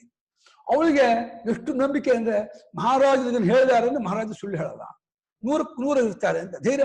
ಆಯ್ತು ಒಪ್ಕೊಂಡು ಮದುವೆ ಆಯ್ತು. ಇದಾಯ್ತು, ಮದುವೆ ಆಗಿದೆ. ಗಂಡ ಮನೆ ಹೋದಾಗ ಅಲ್ಲಿ ಒಂದು ಬೀಗರ ಉತ್ತರ ಅಂತ ಏನೋ ಮಾಡ್ತಾರಲ್ಲ, ಅದರಲ್ಲಿ ಈ ಹುಡುಗಿನೇ ಅಭಿಗಾರ ಮಾಡ್ಬೇಕು ಅಂತ ಇದಕ್ಕೆ ಒಂದು ಪದ್ಧತಿ ಅಂತೆ. ಅವ್ರು ಮಹಾರಾಜನ್ ಕರೆದಿದ್ರು ಊಟಕ್ಕೆ, ನೀವು ಬರ್ಬೇಕು ಅಂತ. ಮಹಾರಾಜ ಆಯ್ತು ಬರ್ತೀನಿ ಅಂತ ಹೇಳಿದ್ರು. ಅದು ಮಹಾರಾಜರಿಗೂ ಆ ಹಳ್ಳಿಗೂ ಹೆಚ್ಚು ಕಮ್ಮಿ 50-60 ಕಿಲೋಮೀಟರ್ ದೂರ. 12-12:30 ಗಂಟೆ ಇದೆ. ಮಹಾರಾಜರು ಗೊಂದಾಳಲ್ಲೇ ಇದ್ದಾರೆ. ಅವಳಿಗೆ ಅಯ್ಯೋ ಮಹಾರಾಜ, ಅದು ಎಲ್ಲರೂ ಊಟ ಕೂತಿದ್ದಾರೆ, ಪಂಕ್ತಿ ಊಟ ಕೂತಿದ್ದಾರೆ, ಎಲ್ಲ ಪಲ್ಯ ಎಲ್ಲ ಬಿಡಿಸಿದ್ದಾರೆ, ತುದಿ ಪಾಯಸ ಹಾಕಿದ್ದಾರೆ, ಅನ್ನ ಹಾಕಿದ್ದಾರೆ, ತೊವೆ ಹಾಕಿದ್ದಾರೆ. ಇನ್ನು ಹಸ್ತೋರ್ಕ ಹಾಕ್ಬೇಕು ಅಂದ್ರೆ ಇಲ್ಲ ಮಹಾರಾಜ ಬಂದಿಲ್ಲ, ನಾನು ಉಪಚಾರ ಮಾಡಲ್ಲ ಅಂತ ಇದ್ದಾಳೆ ಅವಳು. ಅಯ್ಯೋ ಮಾಡಮ್ಮ ಎಲ್ಲ ಕೂತಿದ್ದಾರೆ ಹಾಗೆ ಅಂತ. ಅಯ್ಯೋ ನೀನ್ ಇವರೇ ಎದ್ದೋಗ್ತಾರೆ, ನೀ ಹಂಗ್ ಮಾಡಿದ ಹಾಗೆ ಅಂತ. ಅಲ್ಲೇ ದೊಡ್ಡ ಫೋಟೋ ಇಟ್ಕೊಂಡು ಮಹಾರಾಜ ಫೋಟೋ ಇಟ್ಕೊಂಡು ಮಹಾರಾಜ ಹೊರಟ ನಿಂತ್ಕೊಂಡ್ಬಿಟ್ಟು, ಮಹಾರಾಜ ನೀವು ಬರೋಲ್ಲ ಹಾಗೆ ಅಂತ ಆ ಫೋಟೋ ಹೇಳ್ಕೊಂಡ್ಬಂದ್ಬಿಟ್ರೆ ಅವರು. ಬರ್ಸಮ್ಮ ಹಾಗೆ ಹೇಳ್ಬಿಟ್ಟು ಎಲೆ ಒಂದ್ ಖಾಲಿ ಅವ್ರಿಗೆ ಇಟ್ಕೊಂಡಿದ್ದು ಒಂದು ಎಲೆನ, ಮಹಾರಾಜರ ಎಲೆ ಅಂತ. ಆ ಎಲೆ ಅವ್ರು ಕೂತಿದ್ರು, ಬರ್ಸಮ್ಮ ಅಂತಂದ್ಬಿಟ್ರು ಮಹಾರಾಜರು. ಏನ್ ಖುಷಿ ಆಗ್ಬಿಡ್ತದೆ. ಅಪ್ಪಾ ಮಹಾರಾಜರ ಒಂದು ಅದ್ಭುತ ಪವಾಡ ಅಂದ್ರೆ ಅಲ್ಲ ಅಕ್ಷರ ಹೇಳ್ಬಿಟ್ಟು ಆಯ್ತಮ್ಮ ಬರ್ಸಮ್ಮ ಅಂದ್ರು. ಪೂರ್ತಿ ಊಟ ಆಯ್ತು, ಮಹಾರಾಜರು ಊಟ ಮಾಡಿದ್ರು. ಊಟ ಮಾಡಿ ಎಲ್ಲ ಆದ್ಮೇಲೆ ಮಹಾರಾಜ ಕೈ ಬರ್ತಿ ಅಂತ ಹೋದಪ್ಪ. ಆ ಒಳಕ್ ಹೋದ ಮಾಯ ಅಂತರ್ಧಾನ ಇಲ್ಲೇ ಇಲ್ಲ ಮಹಾರಾಜರು. ಎಲ್ಲಿ ಮಹಾರಾಜ ಎಲ್ಲದ ಇಲ್ಲ ಗೊಂದಲಿದ್ದಾರೆ. ಎಂಥ ವಿಭೂತಿ ಪುರುಷರು ಅಂದ್ರೆ ಆ ಯೋಗಶಾಸ್ತ್ರದಲ್ಲಿ ಅಟ್ ಎ ಟೈಮ್ 2-3 ಶರೀರ ತಗೊಳ್ತಾರಲ್ಲ, ಆ ರೀತಿ ತಗೊಳ್ತಿದ್ರು ಮಹಾರಾಜರು. ಅಂಥ ಕಲಿಯುಗದ ರಾಮ ಇದ್ದಾಗೆ ಅವರಿದ್ದರು. 18-19ನೇ ಶತಮಾನದ ರಾಮ ಇದ್ದಾಗೆ ಓಡಾಡೋ ರಾಮ ಅವರು. ಅಂಥ ವಿಭೂತಿ ಪುರುಷರು. ಹಾಗೆ ಆ ಸಿದ್ಧ ಪುರುಷರಿಗೆ ಆಗುತ್ತೆ. ಇದು ಮಾಯಾ, ಇವರು ಇಂದ್ರಜಾಲಿಕ ಮಾಡೋರು. ಅವರು ಆನೆನ ಕಟ್ಟಾಕೋದು, ಅದ್ರ ಮೇಲೆ ಹತ್ತೋದು, ಅದನ್ನ ನಡೆಸೋದು, ಮುಂತಾದ ಆನೆಗೆ ಸಂಬಂಧಪಟ್ಟಂತಹ ಧರ್ಮನ ನಡವಳಿಕೆ. ಆ ನಡವಳಿಕೆಯಿಂದ ಆ ಮಾಯಾ ಆನೆಯಲ್ಲೂ ಮಾಡ್ತಾರೆ. ಮಾಯಾ ಆನೆಯಲ್ಲೂ ಅದೆಲ್ಲ ಇರುತ್ತೆ. ಹಸ್ತಿ ಇತಿ ಚ ಉಚ್ಯತೆ ಅಸನ್ನಪಿ ಯಥಾ ತಥೈವ ಉಪಲಂಭ ಸಮಾಚಾರಾತ್ ದ್ವೈತಂ ಭೇದ ರೂಪಂ ಅಸ್ತಿ ವಸ್ತು ಇತ್ಯುಚ್ಯತೆ. ಆನೆ ಅಂತಲೂ ಹೇಳ್ತಾರೆ ಅದನ್ನ ಇನ್ನೇನು ಬೇರೆ ಹೇಳಲ್ಲ. ಯಾವ್ದೊಂದು ಕೋಣ ಅಂತ ಹೇಳಲ್ಲ, ಅದರ ಹಸು ಅಂತ ಹೇಳಲ್ಲ, ಆನೆ ಅಂತಲೂ ಹೇಳ್ತಾರೆ. ಅದ್ರ ರೀತಿ ವ್ಯವಹಾರ ಮಾಡ್ತಾರೆ. ಅಸನ್ನಪಿ ಅದು ಅಂಡರ್ಲೈನ್ ಮಾಡ್ಬೇಕಾಗಿರುವಂತ ಪದ. ಅಲ್ಲಿ ನಿಜ ಆನೆಗಿಲ್ಲ, ಪ್ರಪಂಚವಿಲ್ಲವಾದರೂ ಪ್ರಪಂಚ ಅಂತ ಹೇಳ್ತಾರೆ, ಜೊತೆ ವ್ಯವಹಾರ ಮಾಡ್ತಾರೆ. ಅಸನ್ನಪಿ ಆನೆಯನ್ನು ಇಲ್ಲವಾಗಿದ್ರು ಕೂಡ ಯಾವ ರೀತಿ ಆನೆಯನ್ನು ಪದ ಪ್ರಯೋಗ ವ್ಯವಹಾರ ಎಲ್ಲವನ್ನು ಮಾಡುತ್ತಾರೋ ಅಲ್ಲಿ ಹೇಗೋ ತಥೈವ ದಾಷ್ಟಾಂತಿಕ ಅದೇ ರೀತಿ ಈ ಪ್ರಪಂಚ ಕಾಣ್ತಾ ಇದೆ, ಎಲ್ಲರೂ ಅದ್ರ ಜೊತೆ ವ್ಯವಹಾರ ಮಾಡ್ತಾ ಇದ್ದಾರೆ ಅಂತ ಹೇಳಿ ಈ ದ್ವೈತ ಭೇದ ರೂಪವನ್ನ ಅಸ್ತಿ ವಸ್ತು ಇದೆ ಅಂತ ಹೇಳಿ ಜನ ಅನ್ಕೊಂಡಿದ್ದಾರೆ. ಜನ ವ್ಯವಹಾರ ಮಾಡ್ತಿದ್ದಾರೆ ಅಷ್ಟೇ ಹೊರತು ಪರಮಾರ್ಥವಾಗಿ ಅದು ಇದೆ ಅಂತ ಏನಲ್ಲ, ಬರೀ ತೋರಿಕೆ ಮಾತ್ರವಾಗಿದೆ. ತಸ್ಮಾತ್ ನ ಉಪಲಂಭ ಸಮಾಚಾರೋ ದ್ವೈತ ವಸ್ತು ಸದ್ಭಾವೇ ಹೇತೂ ಭವತಃ ಇತ್ಯಭಿಪ್ರಾಯ. ಆದ್ದರಿಂದ ಉಪಲಂಭ ಮತ್ತು ಸಮಾಚಾರ ಕಾಣ್ ಬರ್ತಾ ಇರೋದು ವ್ಯವಹಾರ ಮಾಡೋದು, ಕಂಡು ಬರುತ್ತಿರೋದು ವ್ಯವಹಾರ ಮಾಡೋದು ಅನ್ನೋದು ಅದು ಹೇತು ಆಗುವುದಿಲ್ಲ. ಹೇತು ಏನದು? ಯಾವ ವಚನ? ಯಾವ ಭಕ್ತಿ? ಪ್ರಥಮ ದ್ವಿವಚನ. ದ್ವೈತ ವಸ್ತು ಸದ್ಭಾವೇ, ಅದು ಆ ವಿಷಯದ ವೈಶಿಕ ಸಪ್ತಮಿ. ದ್ವೈತ ವಸ್ತು ಇದೆ ಎಂಬುದರ ವಿಷಯದಲ್ಲಿ ಅದು ಕಾಣೋದು, ವ್ಯವಹಾರ ಮಾಡೋದು ಅದು ಹೇತುವಾಗಲ್ಲ, ರೀಸನ್ ಆಗೋಲ್ಲ, ಕಾರಣವಾಗುವುದಿಲ್ಲ ಅಂತ ಅಭಿಪ್ರಾಯ. ಕಾಣಬಹುದು, ವ್ಯವಹಾರ ಮಾಡ್ಬೋದು, ಅನ್ನೋ ಮಾತಿಗೆ ಅದು ಸತ್ಯ ಆಗ್ಬೇಕಾಗಿಲ್ಲ. ನಮಗೂ ಲೋಕ ಎಷ್ಟೋ ಸಂದರ್ಭದಲ್ಲಿ ನಾವೇನೋ ಇದು ಮಾಡ್ತೀವಿ, ಕಾಣ್ತೀವಿ, ವ್ಯವಹಾರ ಮಾಡ್ತೀವಿ, ಅದೇನು ಇದಾಗಲ್ಲ. ಅದನ್ನ ಸತ್ಯತ್ವಕ್ಕೆ ಲಕ್ಷಣ ಎಂದೆಂದಿಗೂ ಬಿಟ್ಟು ಹೋಗದೇ ಇರುವುದು.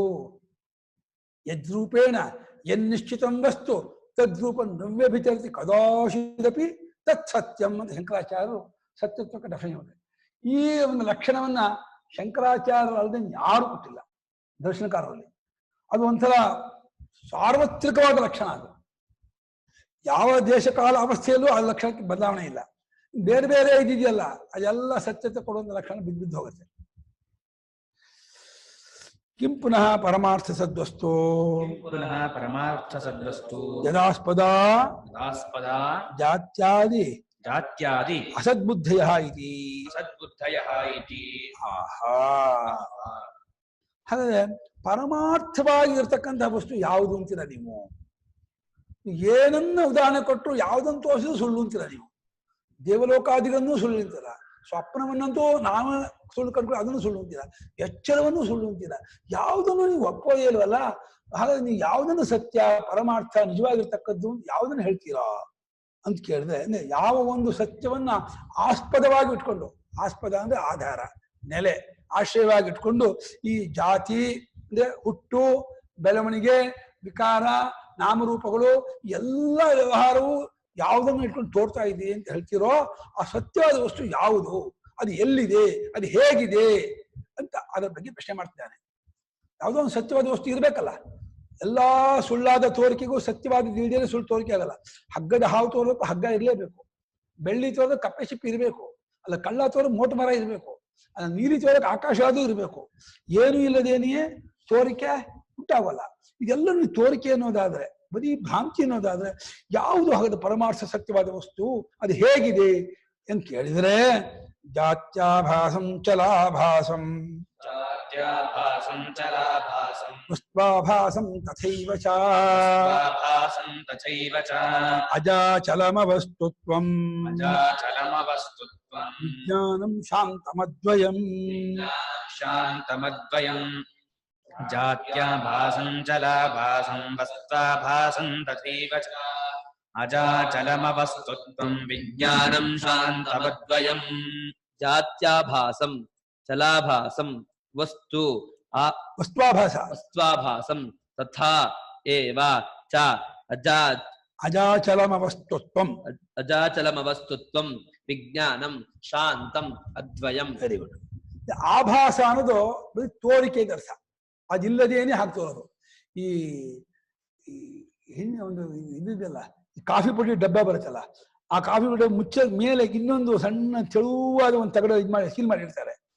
ಆ ತೆಳುವಾದ ಅದು ಹೆಂಗೆ ಫಳ ಹೊಳಿತಾ ಇರುತ್ತೆ ಅಂದ್ರೆ, ಅದನ್ನು ನೀವು ಬಿಸಿಲು ಇಟ್ಬಿಟ್ರೆ ಅದನ್ನ ನೋಡಿ ಕಣ್ಣು ಕುಕ್ಕತ್ತೆ, ಅದು ಬೆಳ್ಳಿ ಹೆಂಗೆ ಕಾಣುತ್ತೆ, ಅದು ಅಷ್ಟು ಹೊಳೆಯುತ್ತೆ. ಅದು ಆಭಾಸ, ಅದು ತೋರಿಕೆ. ಈ ಕನ್ನಡಿ ಬೆಳಕಿನಿಂದ ಕೂಡಲೇ ತೋರುತ್ತಲ್ಲ, ಅದು ಆ ತೋರಿಕೆಗೆ ಆಭಾಸ ಅಂತ. ಆ ಸಮಂತಾದ್ ಭಾಸತೆ ಇದು ಆಭಾಸ. ಆ ರೀತಿ ಎಲ್ಲಾ ರೀತಿಯಲ್ಲೂ ಹಾಗೆ ತೋರುತ್ತೆ ಅಂತ ಅದು ಆಭಾಸ. ಇದು ಹುಟ್ಟಿನಂತೆ ತೋರೋದು ಜಾತ್ಯಾಭಾಸ. ಹುಟ್ಟಿಲ್ಲ, ಹುಟ್ತಾ ಇಲ್ಲ, ಹುಟ್ಟಿದ್ದು ಯಾವುದೂ ಇಲ್ಲ ಜಗತ್ತಲ್ಲಿ. ಹುಟ್ಟಿನಂತೆ ತೋರಿದೆ ಜಾತ್ಯಾಭಾಸ ಅಂದ್ರೇನೋ ಹುಟ್ಟಿನ ಆಭಾಸ. ಎಲ್ಲ ಹುಡ್ತಾ ಇದೆ ಹುಡ್ತಾ ಇದೆ ಅಂತ ತೋರ್ತಾ ಇದೆಯಲ್ಲ, ಇದು ಹೀಗೆ ತೋರಿಕೆ ಮಾತ್ರವೇ ಹೊರತು ಯಾವುದು ಹುಟ್ಟುತ್ತಿಲ್ಲ, ಹುಟ್ಟಿಲ್ಲ. ಅದು ಹುಟ್ಟಿನ ಆಭಾಸ. ಹಾಗೆ ಹುಟ್ಟದೇ ಇದ್ಮೇಲೆ ಇದು ಚಲ, ಅಲುಗಾಡೋದು, ಓಡಾಡೋದು, ತರೋದು, ಕೊಡೋದು, ಮತ್ತೆ ಎಲ್ಲ ಆಭಾಸವೇ. ಆಭಾಸ ತೋರಿಕೆಯೇ, ಅದು ಇಲ್ಯೂಷನ್ನೇ, ಭ್ರಾಂತಿ ಅದು. ಹಾಗೆ ವಸ್ತುಆಭಾಸಂ, ಇನ್ನು ಆ ಚಲನೆಗೆ, ಓಡಾಟಕ್ಕೆ ಆಧಾರ ಒಂದು ವಸ್ತು ಇರ್ಬೇಕಲ್ಲ.